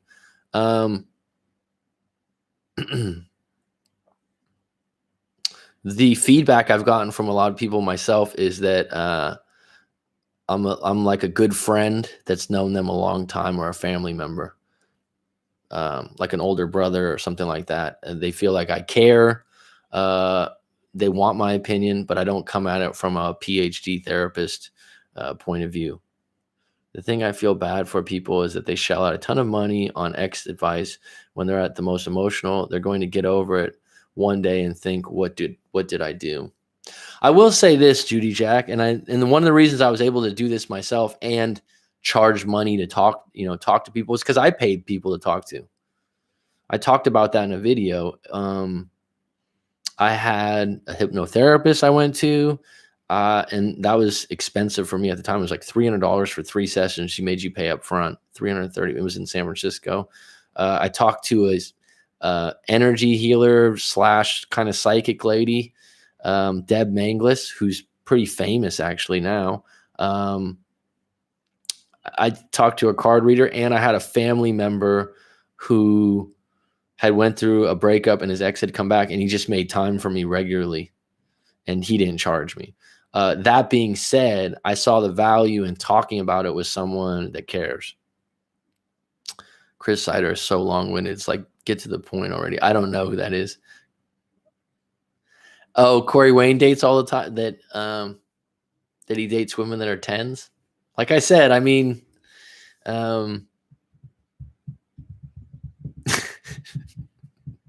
could be. You know what I mean? What's a 10 in your eyes? I don't know. Imagine I pay $1,000 for Coach Corey Wayne to say, go no contact. Oh, that's exactly true, Jamal. If you did a live coaching with me in the past, some people that are on here, it is personal. It is personal. I'm extremely privileged and thankful for how this path has transpired. And I honestly think about people sometimes. Like, I wonder how Monica's doing, or I wonder how David's doing after, they'll email me sometimes if I've had a live coaching session with someone out there 6 months, 3 months, 5 months down the road. Hey, I have a quick question, or I wanted to update you. I'm doing really good right now. Extremely privileged. And having a teacher background, it's the same kind of thing. I call it teacher currency. It feels really good when you help people in a serious time. Going through pain is unavoidable. Better to go through it and avoid it. Good coach teaches you how to tread through the pain in a way it becomes useful. Absolutely. I've done every single Corey Wayne video over 6 or 7 years. Wow. I would be curious. Give me your top 5 if you know them, and email me the links. If not, Rob, don't. It's fine. I'm just curious. I would love to see what's your top, because he's got a lot. I've got 720 videos or something right now. Not a lot of views, but I just keep shipping. You unpack my email that I wrote to you. I did, or I didn't. I'm sorry. He doesn't bring it up. I believe I did a long time ago, right, Claire? He gets it wrong with the single mother topics.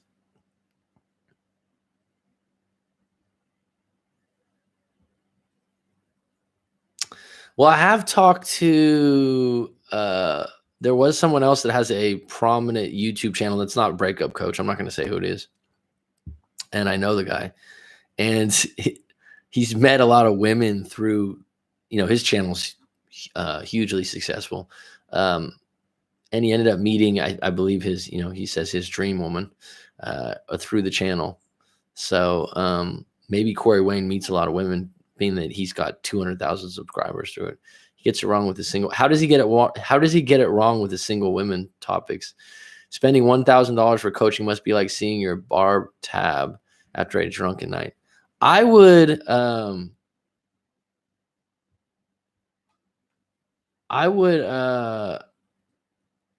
$1,000, but I would give someone 4 or 5 hours. If I was, I wouldn't make it 1 hour. That being said, like I said, it's supply and demand. And if he gets it, people value it. He fails to mention the pitfalls. Okay. Copy the mail to Rob. Copy that email to me. The 5 topics, there's so many, Corey Wayne, a ton of repetition. Okay. If you don't have 5 that you thought are your favorite ones, how to communicate with women is a popular one.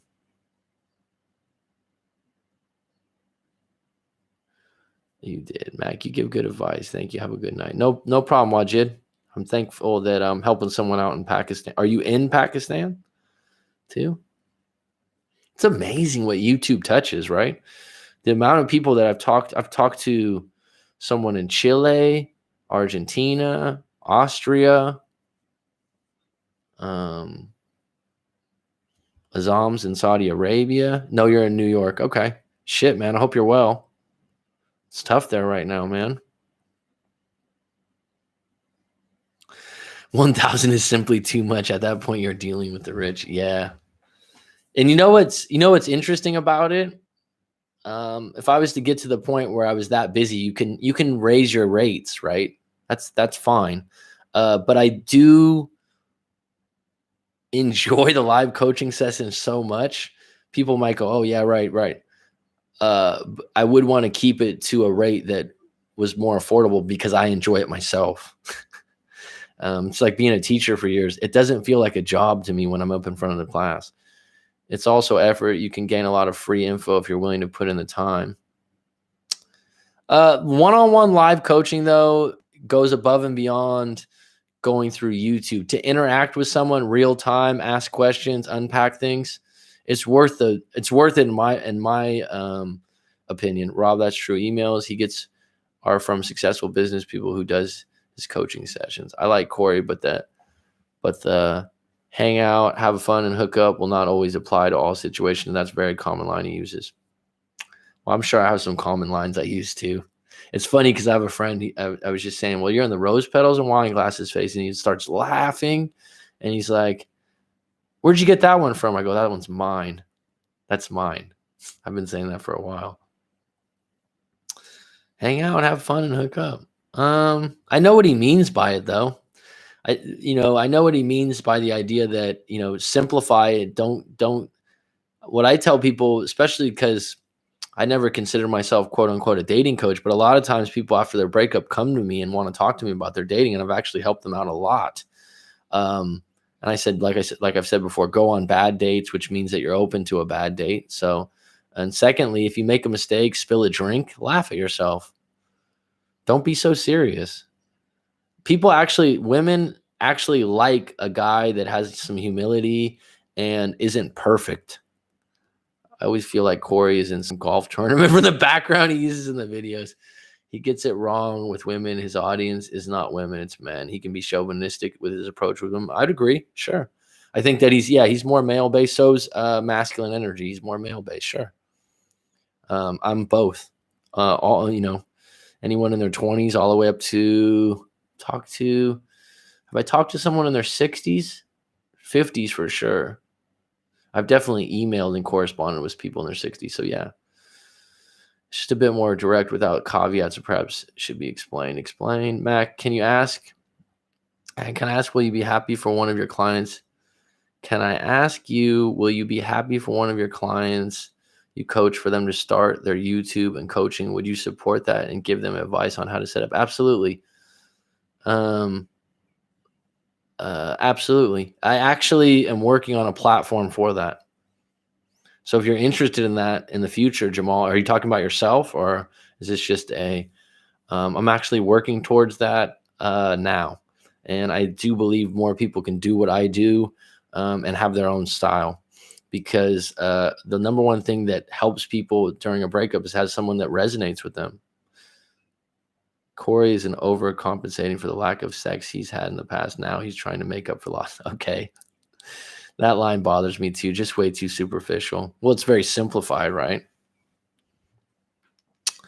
It's pretty simplified. I'm sure, sometimes he does take that angle, and some of his approaches will not always work. Can't please everyone. Actually, they say you're better off having people either like you or hate you rather than just be neutral and no opinion. Rob, I totally agree with you. I think one of the important things is when you're dealing with people and advice is to admit when you don't know about something too. Read the book 10 or 15 times. Everyone I know why he says that, actually, because then it'll be, that's what you do with the Bible, right? Not me, but some people. It becomes second nature, and then you don't have to read it again. But there are people that have told me, I think Rob, you told me you read it 6 times, right? It's not who you want to spend Friday night with, who you want to spend all day Saturday with. Great line, Steve. Overall, I would recommend Corey Wayne. There's a lot worse than out there, and The 3% Man is an excellent book. I find The 3% Man is an excellent book in the sense, like Rich Dad, Poor Dad, it's very simple.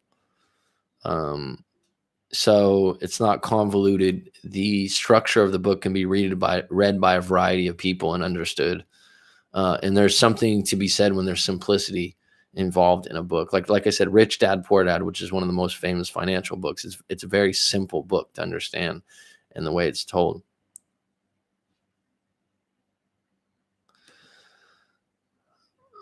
I think The Dating Guy is good. Okay. He's not perfect though, Jamal. I don't know about that. You've read it 7 times, David?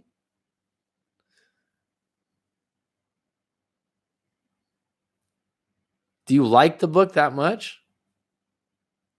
Wow. And so David and Rob, have you found it beneficial to read the book that many times, and as it becomes second nature? And third question, do you find it beneficial to read it multiple times? Do you believe in that?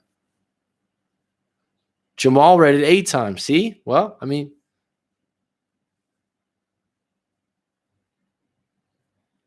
and you can read that book that many times because it's a simple book to read. Well, there you go. Everyone makes fun of it, but then they read it 7, 8, 10 times, right? So I get it.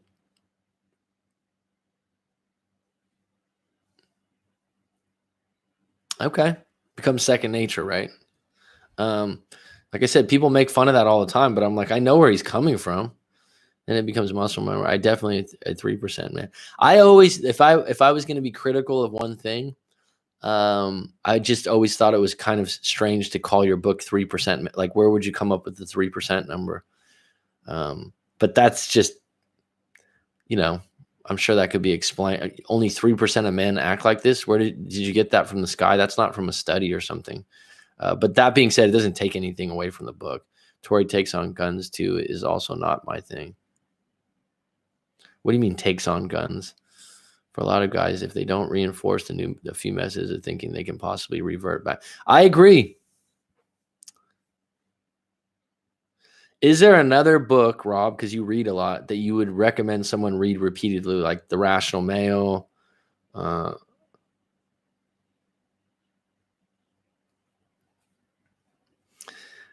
Don't you agree, though, the 3%, like I said, if it was a different title, it'd be nice. But I mean, maybe I'm nitpicking. He lives in Florida. Dude has a nice place. And the man in the background, he talks about guns, Second Amendment. That's very American. Rational Male and Models. Yeah, I like those books actually better than 3%, but I think 3% is easier to read repeatedly. He's very pro-gun, but that's his choice. God, that's a whole nother topic. It's amazing.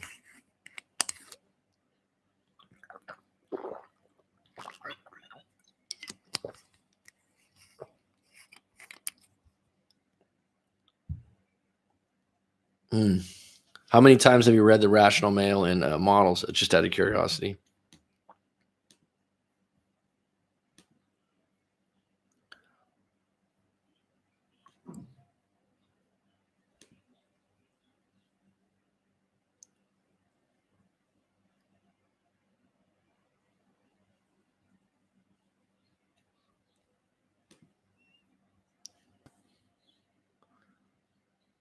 Okay.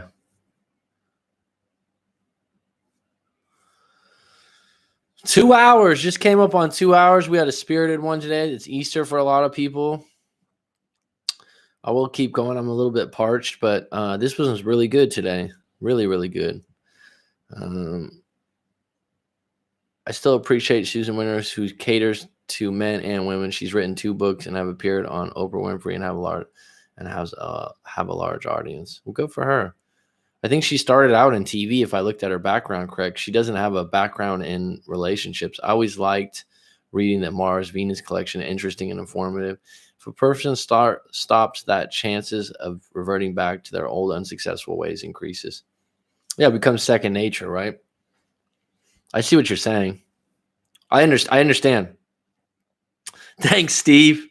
Hashtag Mac Daddy. Shit, that song came out in remember Crisscross? Because I pretty sure, Steve, you're my age. You're 38 or 39. I remember I was in 6th grade. I was 10 or 11 years old, and everyone was like, "Think you're a Mac Daddy? You think you're?" And it's like, what? What is this? Because that song came out. Yeah, second nature, exactly. That's why I watch videos multiple times, read multiple times. It's not bullshit. It's true. Repetition is what will ingrain it in your mind. Yes, sir. 39. Love Crisscross. There you go, bud. Belle Biv DeVoe. I still like my old school rap. I don't know if you'd say Belle Biv DeVoe's rap though.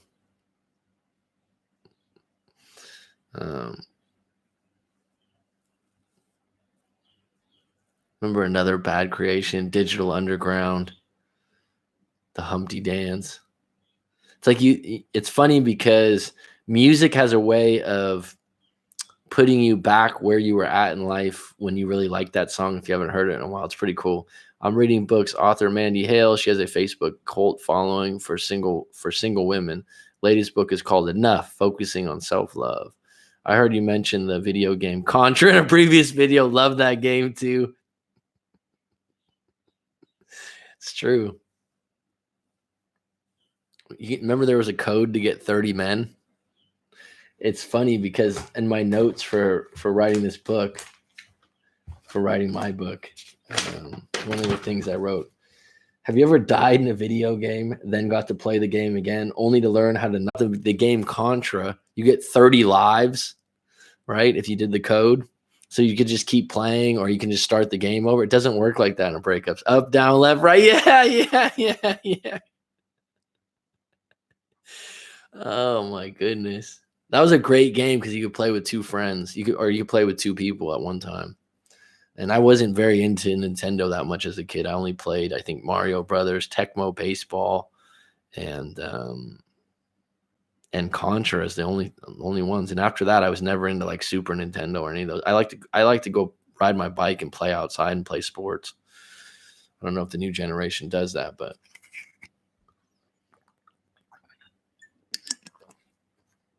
and how about the movie Big with Tom Hanks? That was one of my favorite movies as a kid.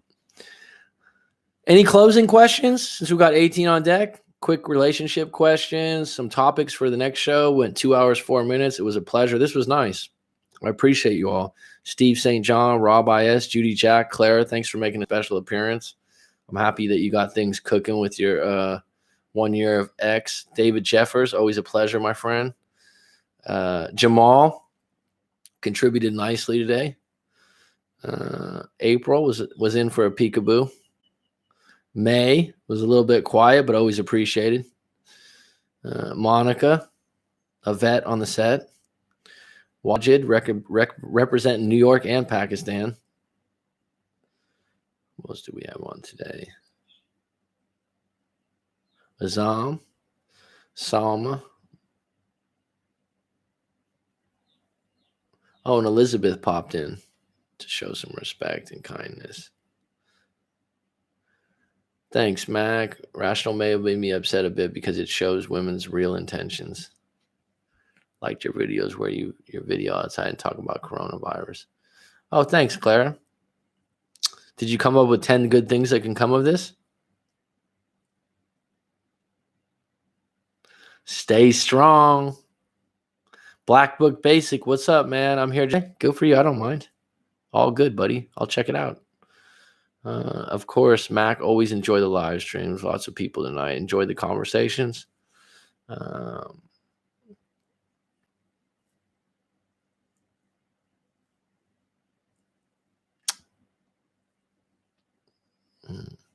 Much enjoyed.